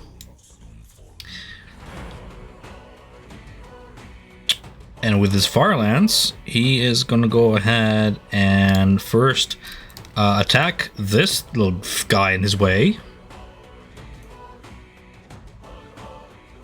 Sure, enlarge, why not? It's a bonus action, I can do that. Against a Chewinga, I have a fire lance melee attack of 15 to strike. It hits. Oh, fuck. It does damage. These things don't burn! Bloody things! Get out of my way! And he tries to shove it, and then he just fire sprays the boat. The boat cannot dodge, so he takes the full round of 3d6 fire damage, which it is vulnerable to, which I'm pretty sure is no point in ruling, but still, yeah, no point in ruling, as one of your boats burns. In the fire as it burns and begins to sink. Shusha the Awakened chants in his language, chanting a spell of aid. What can he do? Shushar, my guy.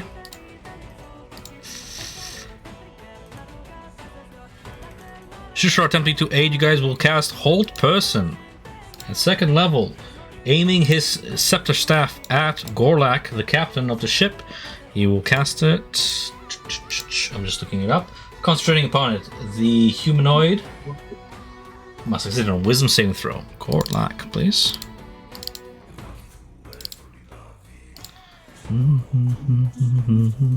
To regular resilience, Dugar has advantage on saving throws against spells, and the charm paralyzes. Okay, fair enough.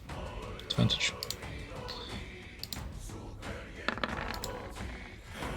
I still roll too low, even with advantage, as Gorlak is held in place by a tide of writhing water spirits that sort of clench upon him like lobster claws and freeze him in place there. Shushar maintains his concentration on that as Glabagul dives into the water. Just gonna put a little concentration icon on Shushar so I don't forget. And this guy is held. Hold person, I can just do like little chains. There we go. Glabagul is like, I'm coming to help! And he dives into the water and becomes absolutely invisible in the water because he's an ooze. And he oozes his way there. Glabagul has no swim speed, so he'll be moving at 10 feet to turn. Oops.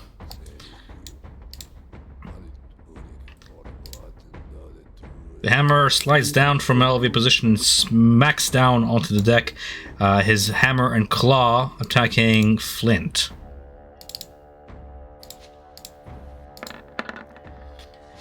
This siege monster of an engine of pain strikes for 16 and 10. 16 hits. The claw pinches for 9 piercing damage.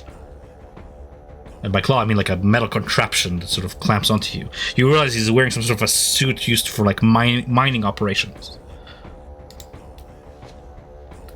The other Xazorn, bonus action, enlarges himself and engages with Prince Darendil. From range, he doesn't need to step that close. Pointing his lance and spearing it down onto Prince Darendil, he will hopefully tank it. Sorry guys, I have like 8 character sheets open right now. Prince Darendil has an armor class of 13 with his fur, which 7 does not pierce. And the fire lance attacks Prince Darendil for a dexterity saving throw from Prince Darendil. Burning him. We have Flint on deck. What would you like to do on your turn, Flint? Okay, as I say, he claps his hands and you see the sounds start booming out of it as electricity start appearing and tries to push the 3 guys into the water. I'm doing Thunder Wave. In which direction? My left, so try to hit these 3 guys. Choose 2. Choose 2? These 2 guys. Right, because it's a 15 by 15. Yeah, So. 15 by 15. Oh, yeah, 3. My god, yeah, you're right. Yeah, these 2. Okay, as the sails creak and the rope snaps in the wake of your boom, I have a hold person's restrained. So, not Hamath, but Gorlak will be ruling us a disadvantage, I believe. What kind of save is it? Thunderwave? Constitution? Constitution. Yeah.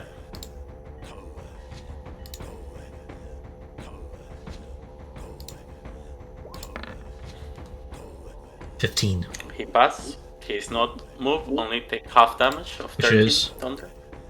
6. 13. Thunder. Checking the resistances. Not that kind. Nice. As the booming shockwave then hits this guy over yonder that is descending to assassinate Duma in place here before he burns down their ship. He's gonna go ahead and roll me his Constitution saving throw. At advantage. 14. He passed. He doesn't move. Oh, the Six thunder damage as he holds his ground. Bloody hell, they got casters! Since you're still mounted on top of it, the Kelpie. What's up? Oh, yeah. Oh, the Chewinga. Yeah, can these two guys do a dex saving throw? Against. The teleport of the Chewinga. Or get 5 fire damage. Not very dexterous in his heavy armor. The hammer rolls a 16 nonetheless. No damage. Okay. Shielded from the fire, and the Xazorn, who's equally shielded from fire, being a fire wielder himself, rolls a dexterity saving throw of 7. 7.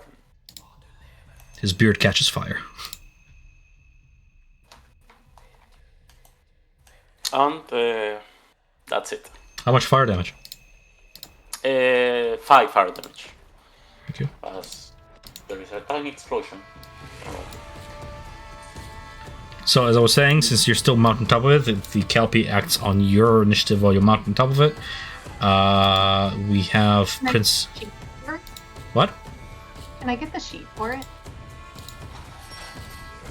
Mm-hmm.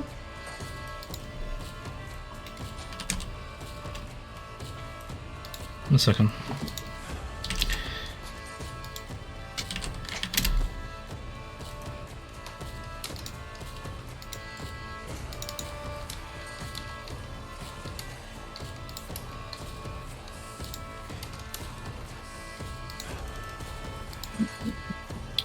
Just giving you control. 1 second.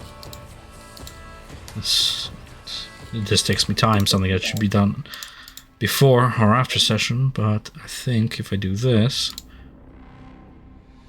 you should be able to have access to it under companions in the journal. Yay, I see it. Prince Dandel, wounded by the flames, charges forth and forms a back line for you, a distraction, clashing against the metal of the Xazorn. Dwagar, Flame Wielder, Prince Dandel slashes out, making 2 claw attacks. They're useless against steel.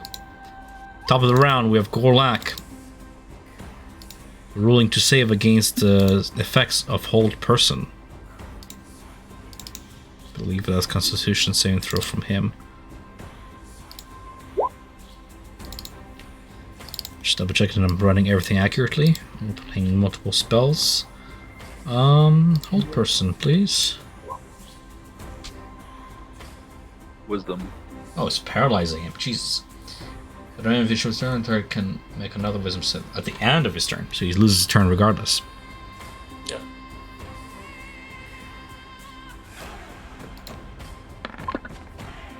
He has advantage.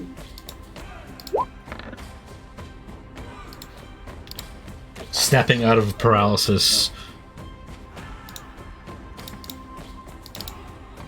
Just before Doom takes his turn, one of the Dwagar hammers lashes out against both Flint and him. So the hammer is going to go ahead and clamp his claw down on Flint with an attempt of 20. And a hammer strike against Duma for 14. Misses. 4 piercing damage applies to Flint. So we have Duma take his turn. Duma locks eyes with Flint and says, I know you really don't want to do it, but this is the time for you to do it. Chewinga it up. And Duma is going to drink his greater health potion. I'll do the rolling in a second. And then he's going to take off his bag and throw it over the board and say, Brooke, get the bag.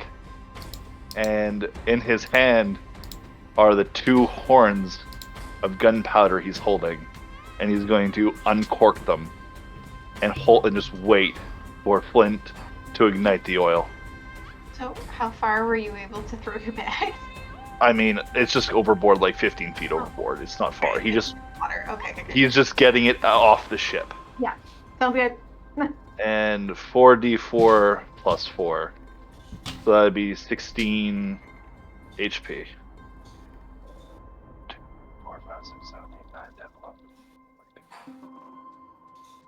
Alrighty, and I'm just holding my action to, as soon as the oil's ignited, Doom was going to crouch down, put both the horns of gunpowder into the oil, and cause a massive detonation in the middle of the ship.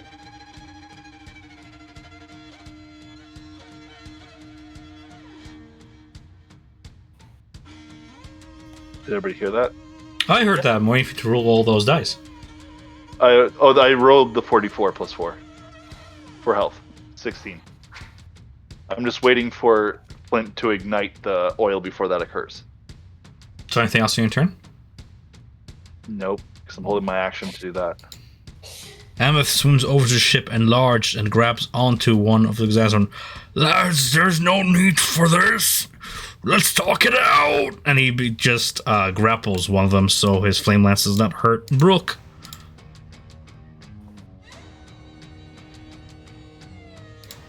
The Dwarves Soul Blade by Duma attempts another sneaky stab with his Soul Blade, lashing out.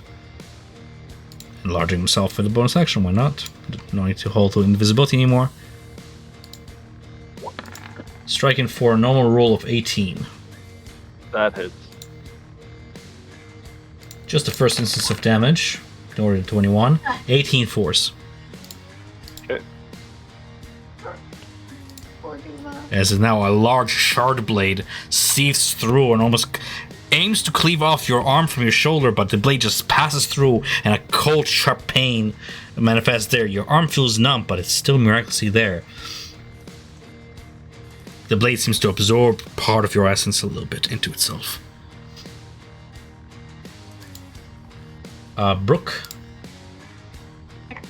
Brooke is going to move forward.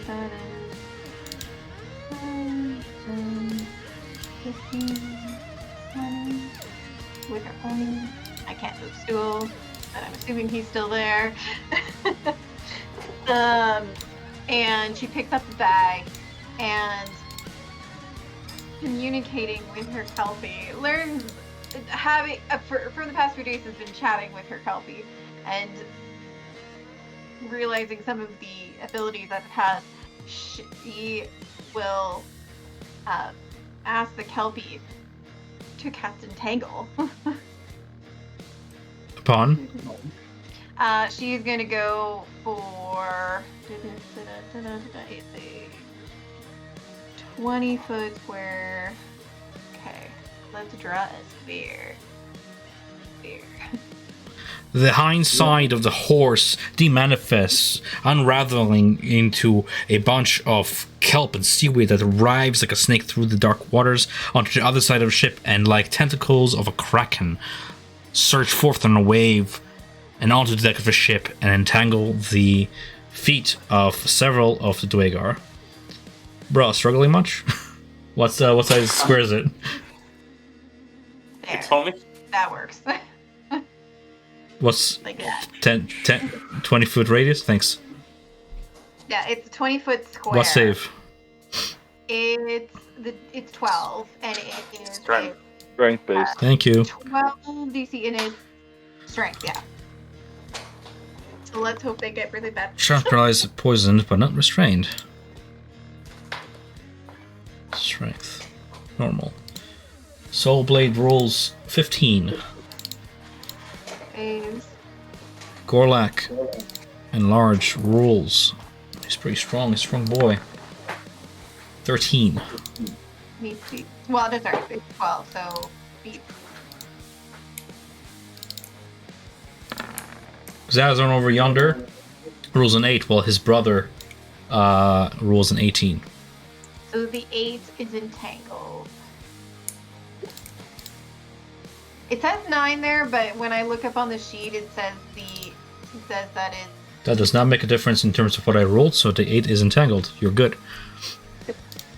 Alright. Okay, and then Brooke, she just looks over at Duma. He's like, Duma, come on, jump. Let's go. You gotta get off the boat. And she does not feel like losing her daggers. So she is just waiting. She's waiting here, prime for Duma and Flint to get off the boat. Okay, you see the restrained individual. You have gunked up and blocked his device where he cannot recharge it, cannot reload it. It clicks several times trying to reignite, and he just curses, "Damn it!" and just thrusts it in your general direction. It's going to be a disadvantageous strike against Kelpie. Zazorn. Firelights. Enlarged. Disadvantage. Against Kelpie's AC of whatever, 30 to strike. Kelpie easily demanifests and dodges out of the way before recoalescing into equine form. Just reading his sheet real quick to make sure he doesn't have anything else. Nope. Shushar, having his spell broken, but helped for a little bit, gestures toward the boats. I'm gonna just look up to see if he has anything he can do real quick. He's gonna cast Shield of Faith, which is a concentration spell, bonus action. Shimmering Field appears surrounding a creature of your choice within range of 60 feet. Which I believe, yeah, Duma is. Duma, a shimmering shield of this bubble of aquatic energy shimmers forth around you, shielding you with Shield of Faith. +2 to AC. That's a bonus action spell. Nice. It's my bonus action, and with his action, he will cast Guidance. It's I wish it's concentration. He will make himself look awesome with thaumaturgy by making the water around him bubble and broil. Ooh. Anyway, moving on. Glabagul makes his way towards the ship, 10 feet. Dweger Hammer over yonder is slicking oil and sniffs. Captain! Look! And he points toward the gunpowder on the ship. You said he just spilled the gunpowder and it just intermixes with the wet oil and stuff, right? No, Duma's holding onto the gunpowder, so even if he gets knocked down and falls, the gunpowder will fall out his hand, go into the oil, but he's waiting for Flint to ignite the oil to slam the gunpowder in to create a massive explosion. All clinging to his own life, being an inch away from being exploded away, the hammer attempts to claw clamp the thing out of your hand. It's gonna be his strength versus yours, I'm gonna say. You can either roll a athletics or acrobatics to defend against a rule of 10. It's not. Oh fuck! I'll do He's acrobatics. very short, and you're like just holding it above him. 7. I'm re-rolling that. I'm re-rolling that. 8. Fuck. No. You're bloodied, one eye closed, oil half blinding you. You're in a daze, just holding on to this one shred of hope, and he just takes one of them, and he's like, "I got it, Captain." He's Duma holding has it. the other one, and Duma has the other one out too. Yeah. And he just goes for like a sucker punch with his hammer onto Duma's gullet. It's gonna be a 17 to strike. Yes. Miss? Wow. Right, because it rebounds against the Shield of Faith. Nice. Very nice. It was a wind up to attack too, like a drilling strike to just rebound against the spell there. Very nice. Xazorn, larger brother over yonder, is still facing off Prince. large strike with a fire lance against Prince. Sucks. It's gonna. Oh no! yeah. Nice. They managed to lock fire lance and claw. As Flint, you take your action. Just before Flint's turn, Duma looks at it and smiles. It's not lost, and Flint would see the twinkle in his eye, and the fact that Duma's other hand is another horn that the hammer guy would finally notice that he had two, and say, "Do it now." Okay. Let's do it then. Flint will take a deep breath as the three of you start to get engulfed by fire as he casts Burning Hands. As the flames wash over them, Duma is already crouching down towards the hammer fist guy that is holding the second horn that is open of gunpowder. And Duma's going to slam his gunpowder into the flaming oil to try to also set up a chain reaction of the other guy's gunpowder at the same time. Flint. The flames flash. The oil ignites. You can see the sizzle of the gunpowder as it traces toward the center mass of this living bomb. You still have your movement. Seeds start to explode. You see that you can start to grabbing me, piece by piece, and teleport me away off the ship into the water. The last thing that we'll hear from Duma is, "Thank you, my friend. Live long." The ship fucking explodes, sending 39 explosive fire damage, destroying the hull. As in a chain reaction, it blows up, along with the fuel tanks of gas held by the Xazorn as the front bow of the ship too snaps apart. As the two Xazorns are decimated, I don't think a single Dweger on the ship has 39 HP. Is that one or both of them going off? That's both of them going off, yeah. Fucking hell. Duma's dead. Doom is dead because of the chain reaction happens afterwards with Xazorn's explosion, secondary forms of explosions. I'm not even going to make you roll death saves because it's one instance of damage while you're down, two instances of damage when you're down, and I have a feeling like this is what Will wanted all along, so... Yeah. So in an epic fire explosion, the Dwegar corpses sail away from the ship. You see several bodies land away from the ship. Glabagul lifts his head above the water and goes, "What happened? I heard a bang!" And he just sees this direction and goes, "Whoa!" While the rest of your companions just look at Gawk and Pupito wringing his hands. Pupito over there just goes, "Marvelous. Glorious fire. Burn, you bitches." Anyways. Prince Darrendel's unconscious body lands in the water. Hameth gets singed in the flames. We are out of initiative. And you guys can take that away as you see fit in this epic conclusion of combat. The last thing I'll say... Right. When Flint breaks the surface of water, all he will see is the mask Duma always wore of the Raven Queen floating next to him.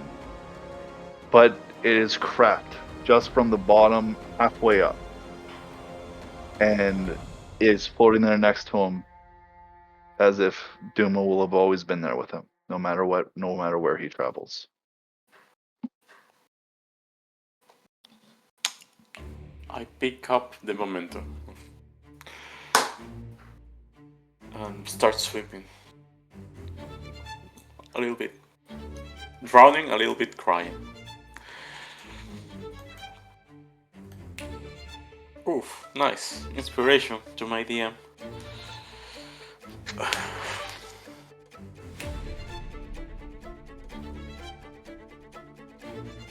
Brooke goes around with the Kelpie, trying her best to keep a strong face, and she picks up Flint and Darendale and Hammett and leads them back to the boats.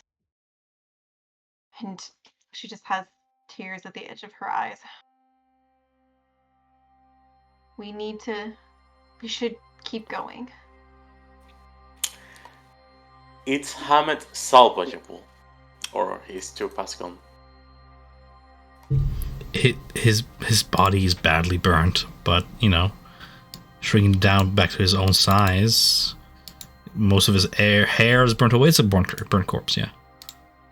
Okay, I'll approach, put both of my hands on it, and attempt to bring him back to life with cure wounds, just in case.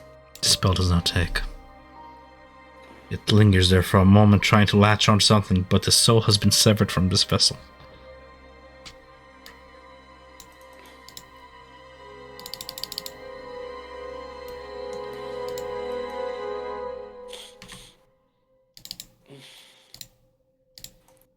How are you doing, Brooke? Brooke doesn't know what to say, and she just starts crying. Not like an ugly cry, just tears rolling down her face. And she not able to face what's just happened, just buries her face in the Kelpie's mane, not caring that it's a little bit blunt, just needing a little hideaway.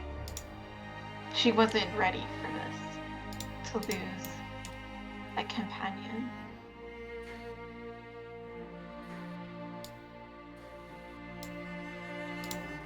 She felt like she had only just begun to get to know Duma.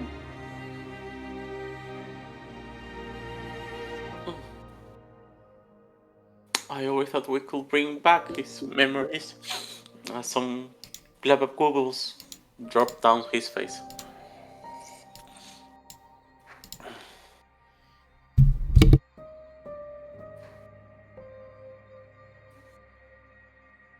Truly hope he can rest this time and he doesn't have to come back to this darkness.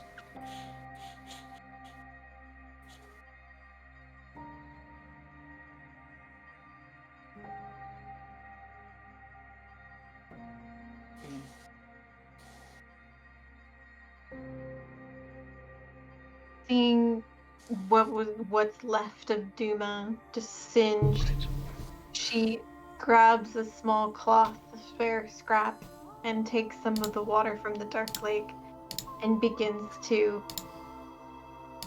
try her best to clean him off a little bit.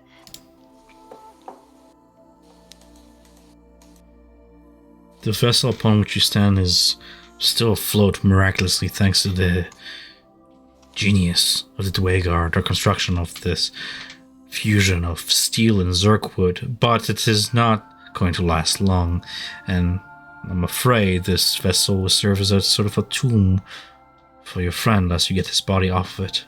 You look around, the killboat contains other treasure, some of it even miraculously survived the violent explosion, especially the one next to the stern of a ship away from the burning sails and singed wood. Flint, as you look about at Brooke going through her rituals, you see a piece of, not paper parchment, but some thin mushroom slice that acts as paper float down, its edges singed orange and charred black. It floats down, and as if by fate, into your little hands.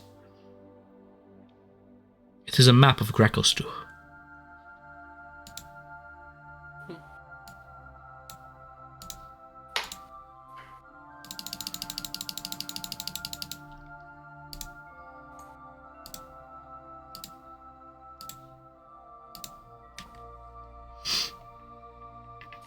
Take a moment to look at it. Perhaps stow it away, or at any rate, it's on you. Yeah.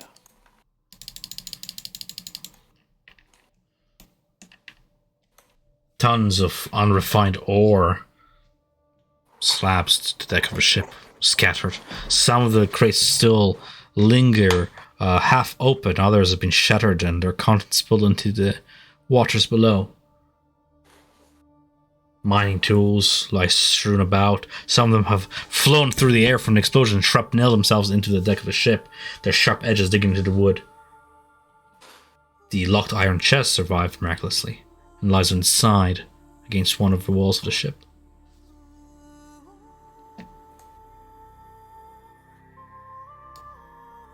I know the ship is taking water or breaking apart. Is there any chance that it could be repaired with the use of magic and trying to use the boats as materials? No, it's not likely with the tools you have on hand. It will require ships. What do you call people who repair ships? One of those. Ship workers? Shipwright. Shipwright. Yeah. It will take a shipwright like weeks of work to repair what the damage has been done here. You have set a bomb off. Like, Yeah. Right.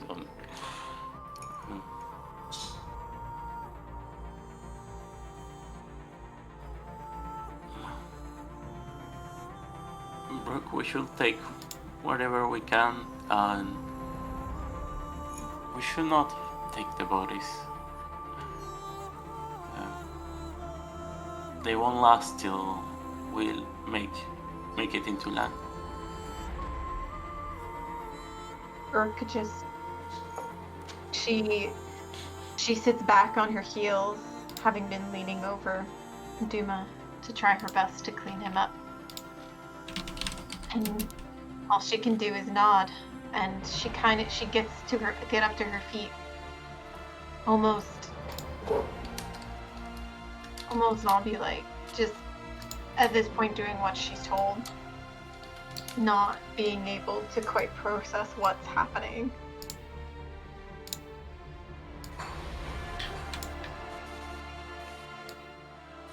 in this somber moment, you hear the woods creak, and you feel a cold sensation as if you're being watched from shadows. And indeed, a figure has manifested itself out of the gloom behind the sails. It is clothed in obsidian black robes and a hood, a clasp of silver securing the robes at the neck, a silver mask beaked at the center hides its face. This avatar of death, as it were, approaches Duma, and as you see them side by side as it kneels by his body, same clothes, same height, same body build, it's just the face was veiled away. But past that mask, you see that silver waterfall of black hair cascading down the shoulders. Duma, in your last grasp upon this plane, as the circle begins anew, and you are about to be ushered back to your mistress, to be sent on to the next mission, whatever purpose you may serve, as this form, this whatever you used to be and whatever you have become, clings to the material realm and looks down upon what used to be your earthly vessel. Do you wish to do anything? Whatever it is you do, you cannot exchange words in this form.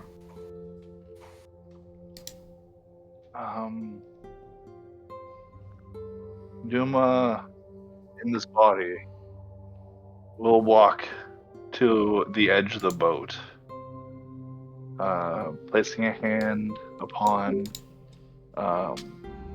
Bouchard thing and the fangs, before taking a long look at Brooke and just pointing forward, so she knows that she needs to keep moving. Then he'll make his way down to the end of the boat where Flint is. He'll kneel down, tap his face, and ruffle his head one last time. And then he'll look off at the other companions and Eldith and place his hand over his heart and bow his head. And with that, you would see his body, or with that, you would see him look towards Hemeth, make his way to Hemeth, placing his hand over Hemeth's heart. Being the keeper of death, and the one that guides one to another afterlife, will place his hand under Hemeth's, and everybody would feel as if Hemeth's soul is being guided out of his body to be taken to the afterlife. And Duma will look back at everybody else and one last time bow his head.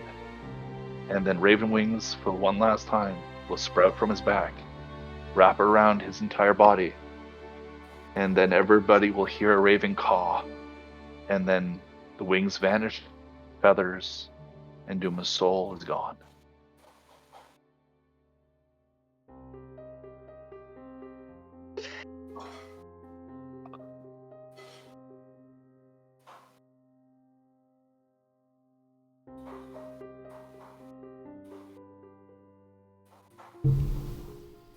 What do you wish to do with the bodies of your lost companions?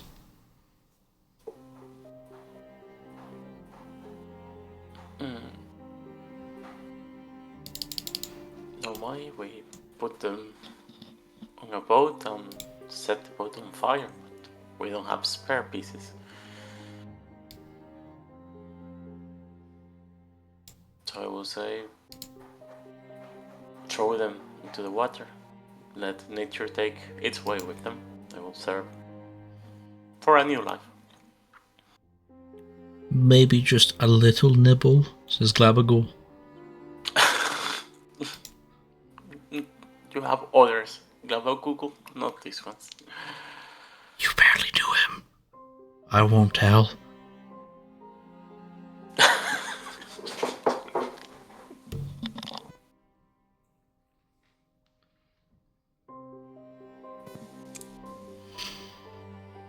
Whatever you choose to do with the bodies is up to you. You can hear Bupito already getting anxious to move ahead. Gracklstugh, but a reach of the hand away.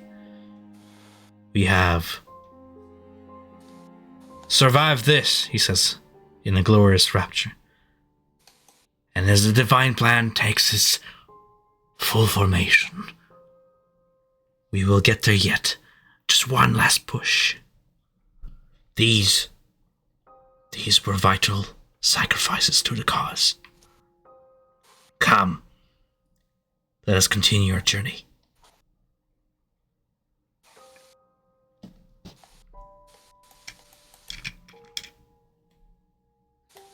Yeah, you see Flint grabs the bodies of Hammett and Duma, put some coins in their hands and throw them into water.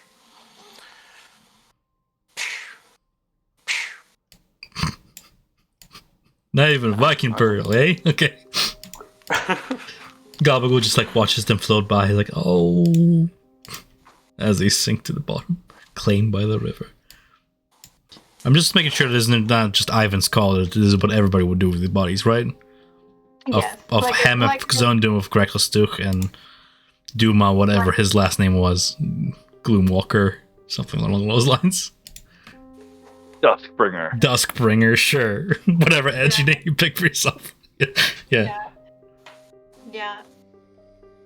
Like I said, Brooke is just like shell-shocked at this point and is just following whatever cues Flint is giving her as tears just continue to roll down her face.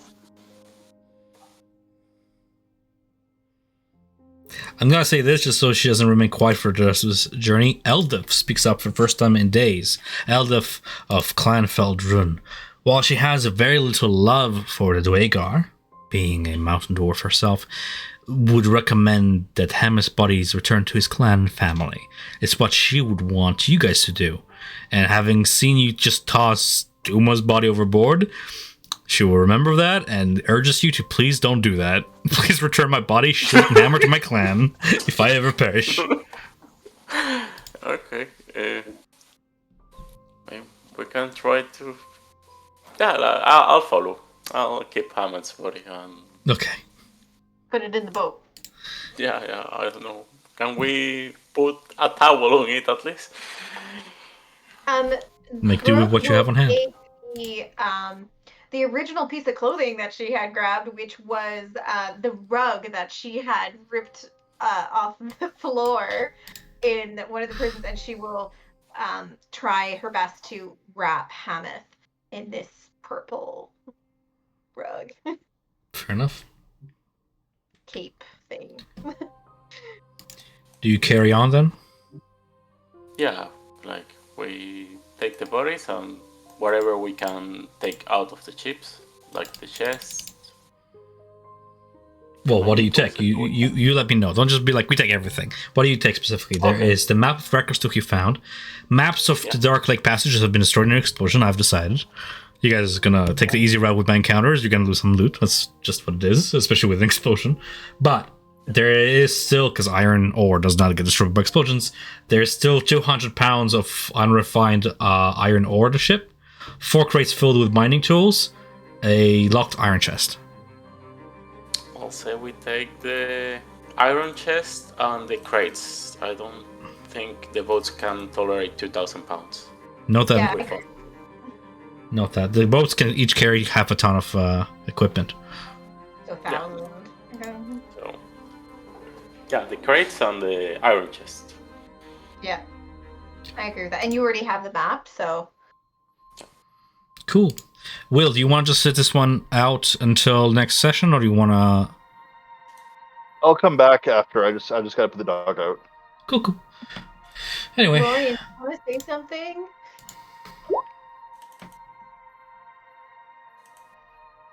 I just got home and I joined at a really intense moment, it seems. Yes, you did. they got attacked by Dwarves pirates, and they decided it was good to make a living bomb. Duma's sacrifice will be forever remembered for the 5 seconds before he tossed them overboard into the lake. But his body is just meat. His soul is the real treasure, and that has moved on. Gabagool, my rations! I have never tried a chardikai. He can eat whatever's left of, I guess, the rest of the dwarves. I don't know. He does. That's what he leaped to water to do, and he's been doing, and he's gonna catch up with you guys later. In about 10 minutes after he gets a little snack into himself, loads himself up, and then begins to slosh, blob his way through the water, because you guys don't have enough boats to carry him. Going forward, you guys are going to be proceeding in slow pace unless you abandon Gabagool. Well, we had 4 boats, so I'm not sure where the 4th one went. We lost it after we got Lobsters out of ate the it, winds. because your boats are made from mushrooms. Okay.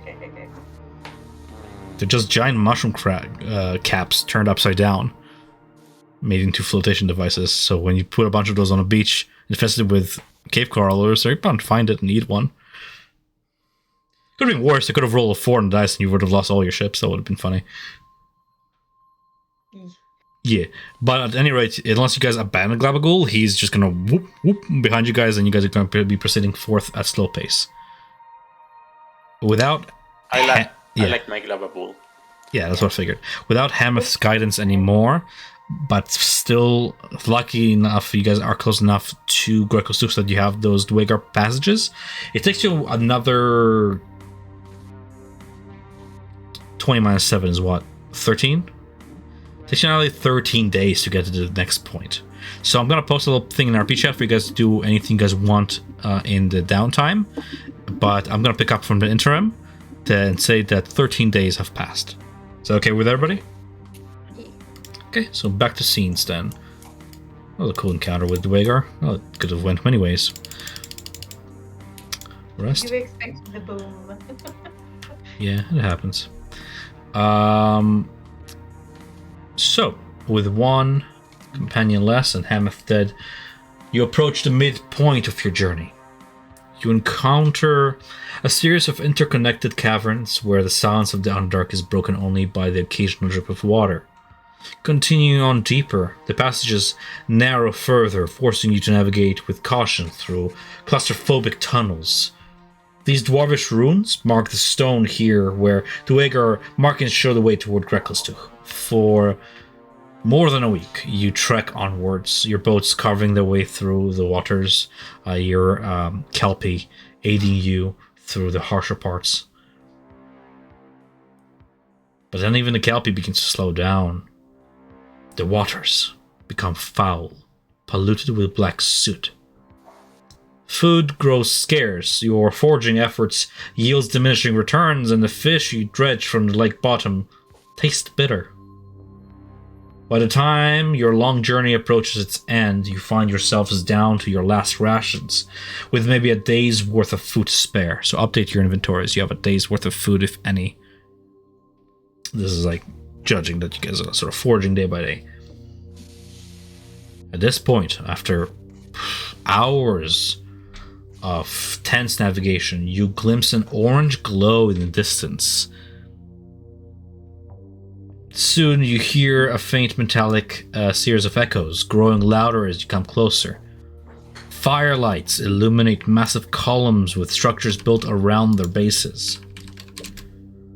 The cold air of the Underdark is becoming warmer even at this distance, and smells of ash and hot iron causing your throats to dry, itch. In the far-off distance, you can now see a variety of piers made from zirkwood, stone, and plain rock jutting along the edge of a huge cavern. Humongous cavern. You peer through this distant glow on the horizon like coals glinting through a cloud of black smoke. Any initial reactions? Just so I'm not just talking to myself.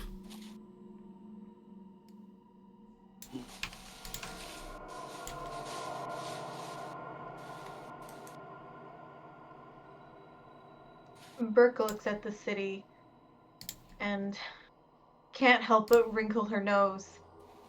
This is nothing like Waterdeep. It might be a big city, but this one is dirty. And not in a typical big city way. The air, the water, it's forever changed.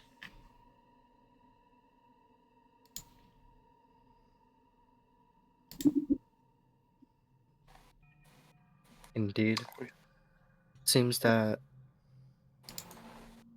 I was excited to get to some form of civilization, but it doesn't seem that the people here enjoy many luxuries. Seems they only live by necessity.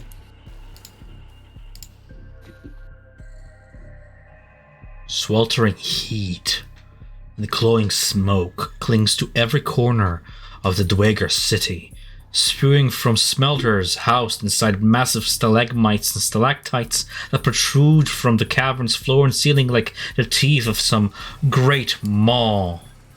Most of the city is lit by a hellish red glow, coming from Gracklstugh's glowing forges and smithies. The cavern housing Gracklstugh is split in two by a rift in which a roaring river of molten lava illuminates the silhouette of what your map tells you is the North Faro district, north of Lodgware's Faro, this chasm, where common workers and the clans devoted to minor crafts make their home, and the Dark Lake district opens to foreigners, and where the city's merchants engage in trade with visitors. Ahead of you lies the promise of civilization, or slavery. The clanging and clacking of hammers and machinery echoes constantly throughout the city. Despite vents dug into the walls and ceiling of the city's caverns, fumes from smelters, forges, and the cascading lava river linger, making it hard to breathe as you encroach closer. Beyond the rift that bisects the city, 12 large bridges lead to South Faro district, and the flowstone barrows reserved for the more prestigious clans and the largest smelters and forges belonging to the Wormsmith.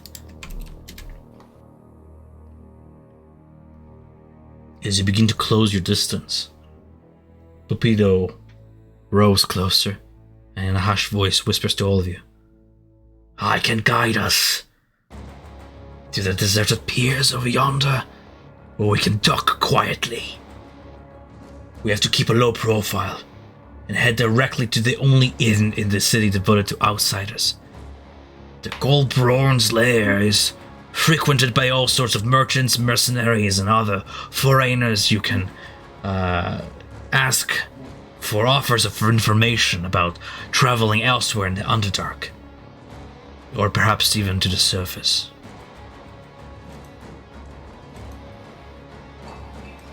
Sounds like a plan. Take us to the hidden piers.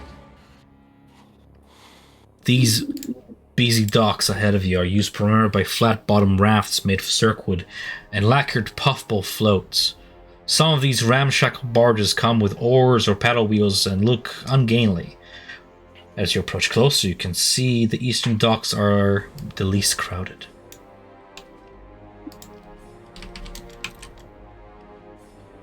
So, for the sake of orientation, since you guys do have a map, welcome to Gracklstugh.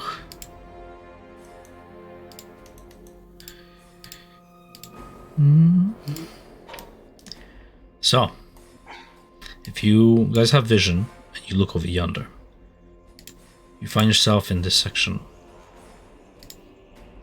of the Dark Lake docks. The easternmost piers seem to be abandoned, or at least less crowded. If you wish to heed Pupido's recommendations, he can guide you onwards.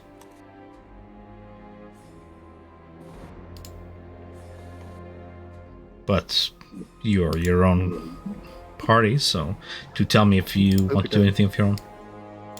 Aye. Pupido, do you know why these docks are abandoned? I don't know, just less crowded. I don't ask to why.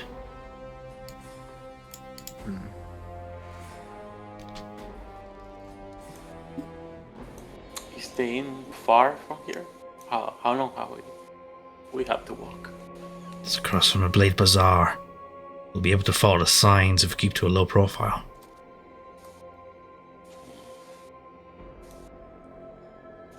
Let's do that then.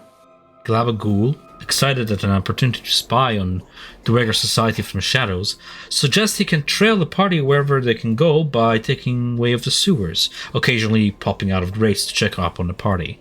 Otherwise, the gelatinous cube is not exactly a welcome monster in the city. Probably for the best. It'll keep you safe to stay out of sight, Glabagul. He slinks below the waters.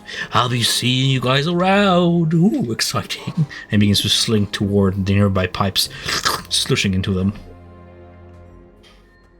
The Kelpie can stay close to Gracklstugh's shore, hunting amid the base waters. At any point, if Brooke is at the docks, you can magically call upon the Kelpie using that strand of mane tied around your wrist as a spell focus. Otherwise, the Kelpie is not going to survive long, merely maybe 2 or 3 hours in the city away from the water. Yeah, she definitely would not try to bring the Kelpie with her. Okay, as long as we're all on the same page. She leans down to the Kelpie and is just like, please, if you can, I would appreciate if you stayed near the docks and out of sight. I don't want to risk someone here seeing you if we can avoid it. You never know what they might try to capture or harm you, and I wouldn't want that. It bops its head against your hand and gives you a small blessing. As this magic coalesces around you, you feel yourself gain the ability to walk upon water, if only momentarily. In this brief moment of you guys separating, just enough time for you to walk the docks safely. And with that, it demanifests out of equine form into a more lithe seaweed cluster that slinks beneath the waves and out of sight for now.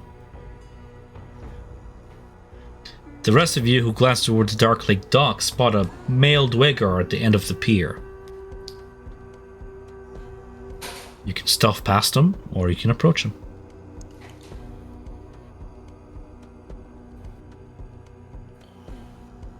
She'll try to say as Bupido say, and not being seen. It's low means like to rise Eric will from the Eric ground. will turn to the rest of the party and say, honestly, I want to talk to him. He's by himself. Worst case scenario, we can knock him out. There. It was similar on the boat, Eric. We couldn't see what they were. They can be invisible.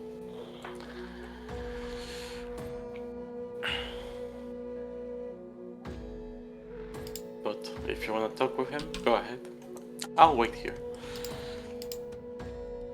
Brooke, you're fine with that? Brooke just.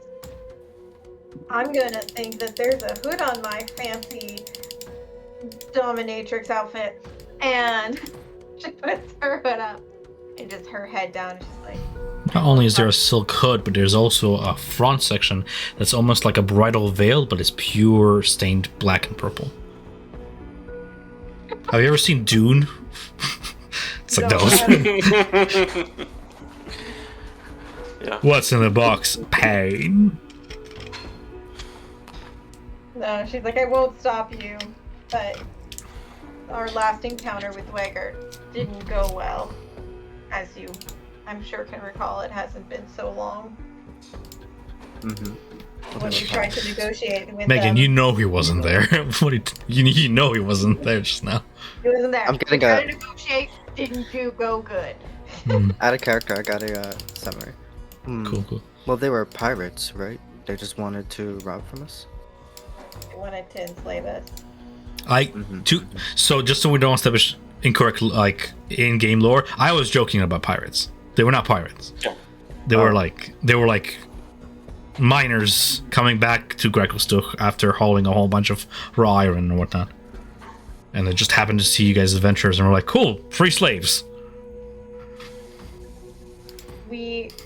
Brooke, knowing Yeah. nothing about Dwarves, tried to bribe them to not enslave us, and all hell broke loose because she didn't understand the basics of Dwargar culture. So, Dwargar upholds to codes of honor, upholding to the laws of their king.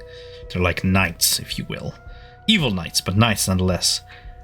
Bribery isn't something a Dwargar do. That guy at the center of the boat, I said he was behaving weird. He was absolutely exceptional for Dwargar. Even for those of you who don't know Dwargar, I'm just saying this because your companions would share this. They're off in the dark. He switched to common. He whispered because he didn't want to get heard by his fellow companions. He spoke a language they don't speak, whispers that they can't hear, to keep transaction very discreet. What Brooke did is, well, these pearls do. And at that point in the opening, it's just like, oh, arrest him, because he's panicking, right? So all hell broke loose, as Megan said. Oh, do Dwargar normally not speak common? No, it ain't matter. No creature in Underdark speaks common. Not a single one. Okay.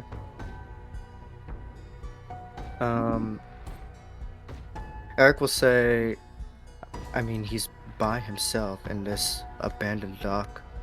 Seems like something bad happened here. I'm gonna try it. But Seems like something bad happened here. No, this place just Or sucks. it's gonna happen, I think. Eric's dwarven cities enshrouded in smoke. Man, what a cataclysm occurred here. That's just how they live, man. What I mean, language do Dwargar speak? Do they speak Elvish or do they usually Dwarvish. Speak, probably speak Dwarvish. Dwarvish. Yeah. Okay. Mm-hmm. Do any Under- of them actually- Well- Undercommon is a common language that all races of the it's like the English of this underworld, but Dwargar are dwarves. Okay. Eric will approach the lone Dwargar who's standing by himself and speaking in Dwarvish. He'll say, "Hello there. I'm a new traveler here. Can you offer some help?" He replies in Dwarvish. Well, if you're looking to more, it's 20 pieces.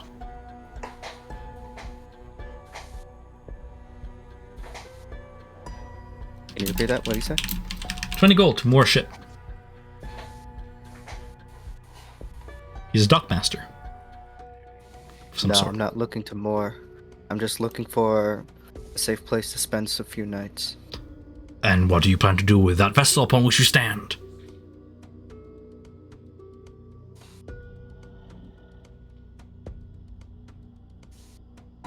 Just leave it here.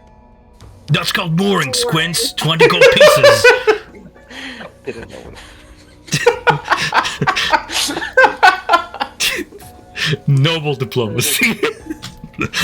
Whoopsie.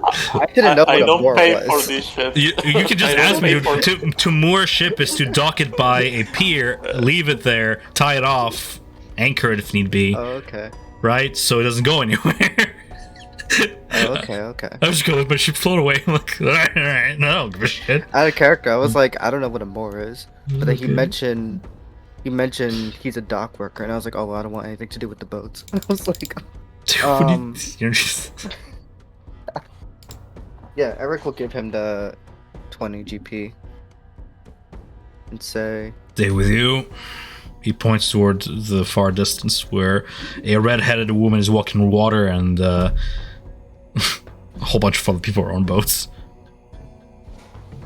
yeah, we're looking for an inn to spend a couple of nights. You know, a place that takes outsiders. Figure it out. He is rude.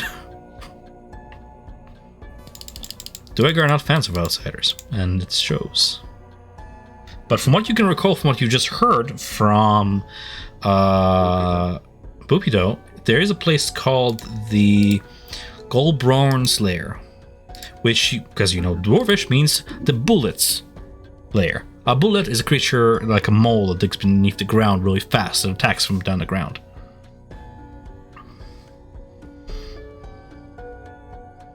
It Eric is will ask. the only inn that's open to outsiders, according to Eric Boopido. will ask, does the water everywhere around here look like this, or did something happen to these docks? Look like what? Brackish. Too dark for you, son, Squinter? You look looks around, the polluted. water does look polluted everywhere because there's an industry Mhm. here. As in, not safe to drink? You could give it a try, who knows, maybe you got some immunity to it. Never know till you try, right? Here, I'll have this first sip. And he takes a sip, scooping up some from his garden. Delicious.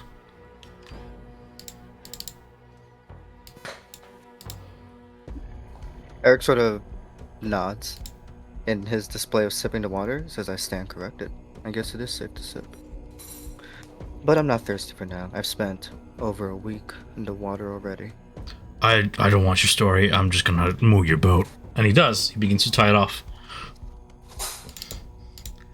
You tell the rest of them they gotta pay as well. I mean, no circumventing me, or you'll hear it from the guards.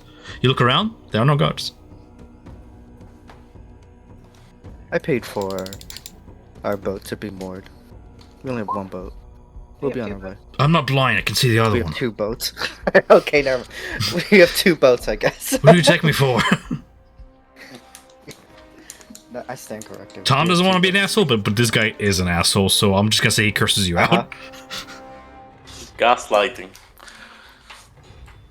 Come on, Eric. Gaslight him. Tell him he's blind. There's totally not two boats. Then he turns toward Eric and says, Alright, anything to declare?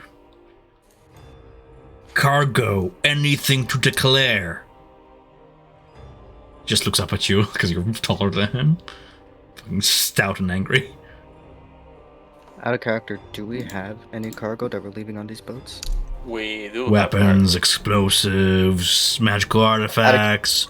That fucking Eric just thing got off the boat. He would shining in my have known what face. was out there. Anything to Just declare? out of character, I'm What? asking, what do we have? Oh, Eric just got off the boat. Out of character, I'm asking, what are things that Eric knows that we have on there? Well, we picked up a bunch of stuff from the boat. we have four crate full of mining tools and an iron chest that during these 30 days I imagine we opened. So Yeah. And then, of course, when he's mentioning magical items, you have big giant magical sword at your lap. that I'm you're not not leaving that declaring, in the obviously. boat.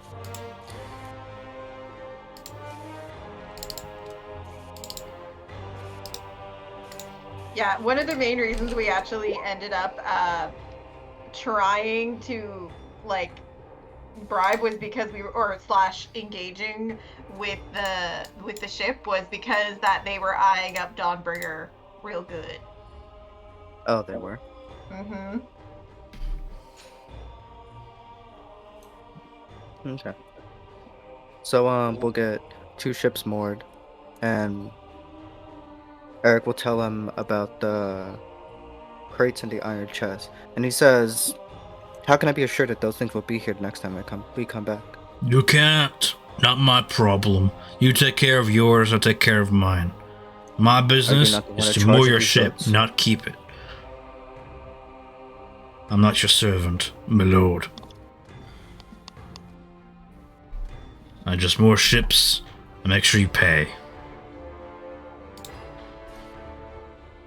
If you wish to unload your goods, the Blade Bazaar is your pick of luck. Blade Bazaar, And where a is that? nearby market. He points toward it. Okay. So, with these days that we were traveling, we will have opened the iron chest unless You're it's aware magical it's or something like that. full of shit ton of coin and a potion of greater healing. Okay. Yeah, we are carrying this with us. I would imagine you would have had to break the lock to open it, unless you can somehow lockpick it. Could I break it and then mend it? Yeah, easily done. Okay, I can say that you've done that in the 13 days of travel. Cool. You have a lock then. No key, but a lock.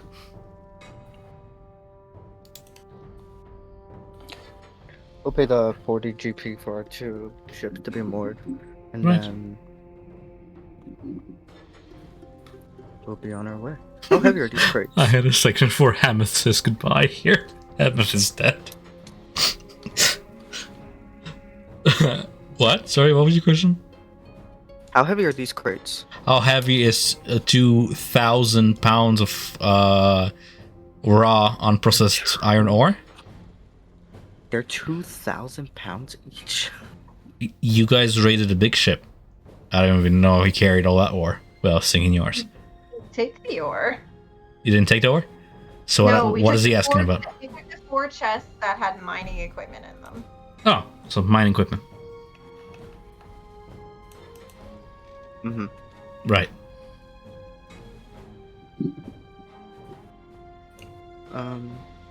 We're talking pickaxes, headlamps. It's not that heavy. Compared to iron ore.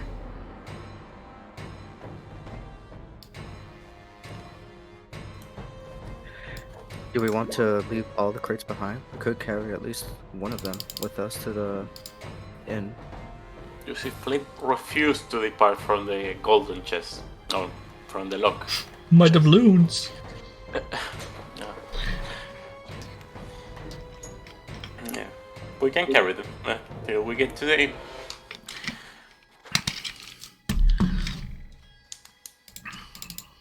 And we shall bring Good God. half Hammett. What is that smell? Something has been rotting in your vessel for... Is that a body? Is that a bloody body? Explain. This was our guide. We got attacked on the way here, and 2 of our members died. He was one of them. We just brought him here to bury him with his family. You know him. His name was Hamath. Some of you might expect him to be angry at this, you know, suspicious even, outsiders, signing Twitter. Instead, all you get is a nod of respect. Bring him back to his clan. Let him see peace. Who was he? Hamid. His name was. Send him. His wife won't like this. Won't like you breaking her but the bad news either. But I'm not gonna be the one to do it. Don't want to suffer her wrath. Do you know where we can find her? Over by the Blade Bazaar. This time of day. Poor Amath. See. He was a good lad. An honor to his clan. A bit shady at times, disappearing on long journeys, God knows what. I always told him, it will do you no good, Hamath, but he didn't listen. Guess he let himself into some trouble out there. Thank you for bringing him back. And that's the most kindness you'll get out of this guy, as he then goes, anyway, and sees to your boats. Okay. Let's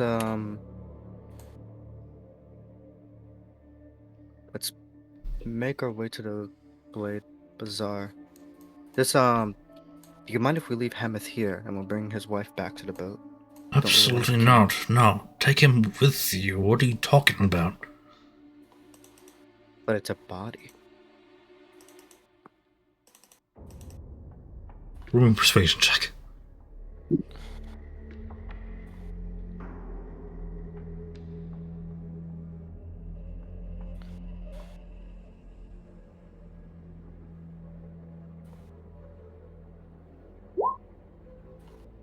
I'm not guarding it. Tell you Need to what, guard it. I'll have the guards bring it to his home.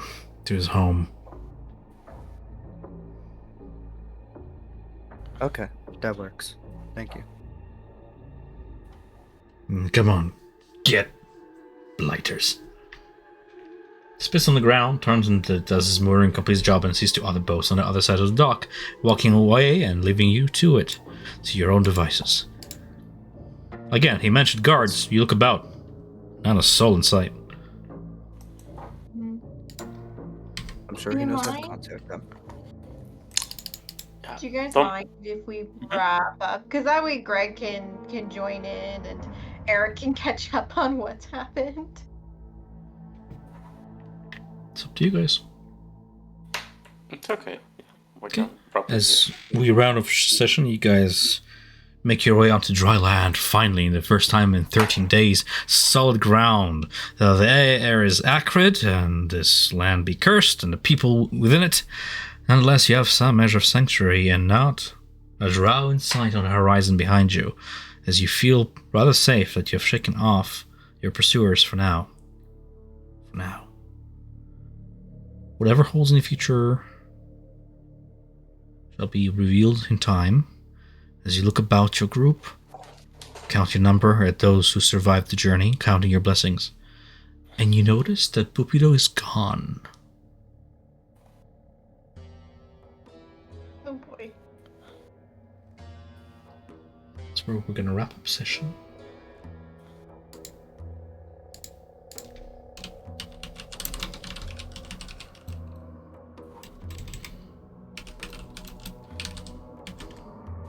What did the dock workers say his wife's name was? Ilsa Hamath mentioned her many times. Isa Hemstack. Yes. In your journeys, you recall, woo, like a sort of a mirage back to the past memory. You know, if you're looking for a way to the surface, you ought to speak to my wife, Ilsa.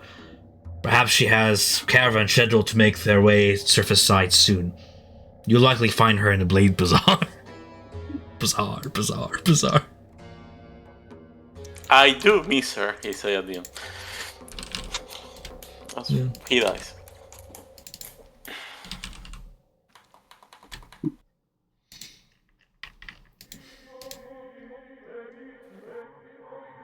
Cool. You've made your way to Gracklstugh.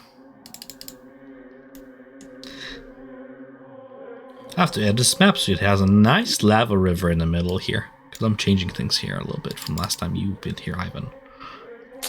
Cool. Lava. More swimming. More swimming. Women. Swimming. Hmm. I will be revealing things step by step as you guys sort of discover them, so to speak. Just sat to my die. I was trying. Will wanted him to die. Like, Will made no Hey, it motions to was- escape that explosion.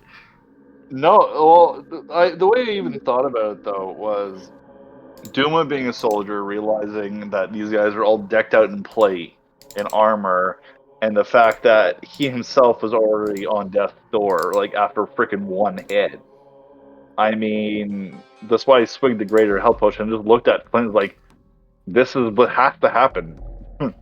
And his decision to nuke himself with a massive amount of gunpowder and oil and fire was the only way he saw to be able to save everyone. And his whole goal was to make sure everybody survived. Sad about Hemeth, but I mean, it is Fail. what it is. But yeah. Ah, yes. Casualties of war. It is what it is. It was dead. It's all good. Everything that was supposed to happen, I guess, happened in a way. Doom always thought that he wouldn't make it through where he hoped that everybody else would. So that was what his train of thoughts were and his choices. Anybody else has any questions about session, any stars or wishes?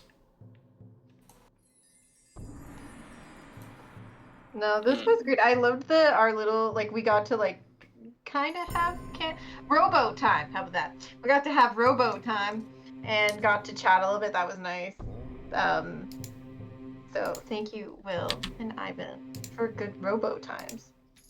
But it was great to we each got our own little bit. Sounds good. Sorry that you had a deep connecting talk with Duma and then all of a sudden no more. Yeah. Yeah, also that it was like, oh yeah, we gave enough of his background. It's enough to kill him. We finally got to know him beyond just I am a soldier. That's what happens to soldiers.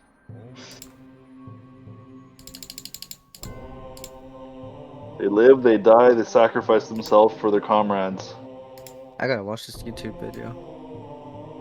Oh, Duma dying? Just the entire 2 hours that I missed. 2.5 hours. You get some good light into Duma before he dies. But a good session, guys. Night, guys. Take care. Platoon. Have you guys seen Platoon? No. I take that like I imagine Duma on his knees with the gunpowder exploding in that movie. I'll try to find that scene. Just in general. It's cool. Yeah.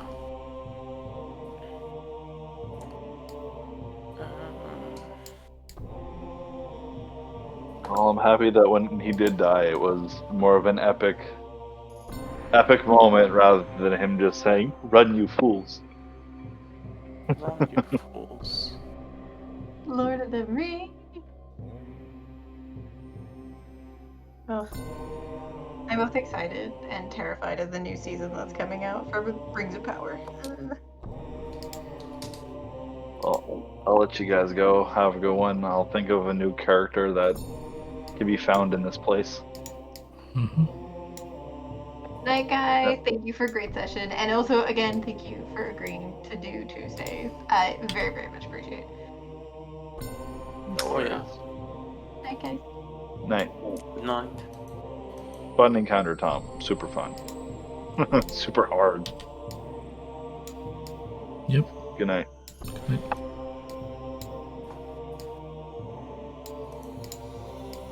I like the Noah image. It reminds me of Dead House for some reason. I think it's the bear. A little bit, yeah.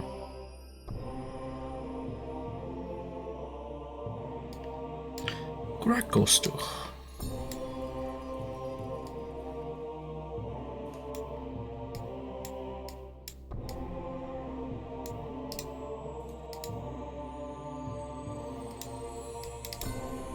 You know what I'm hoping is like for not the whole party to die, because if not, the whole Ilbar stuff is gonna stop.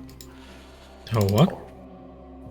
Like if the party dies, Ilvara, like the drow, will stop tracking us. Why follow us? Can always rule new characters that are other escaped slaves. You guys never did open the other pens.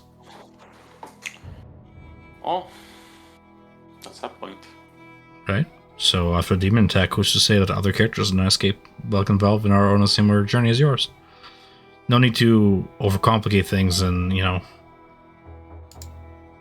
what am I trying to say? No need to change, like, reinvent the wheel. This adventure is about escaping down the dark. The chase is a fun mechanic. You know? Yeah, that's why I like it. And yeah, you're right. Like there was like high chance that other escaped during the demon attack.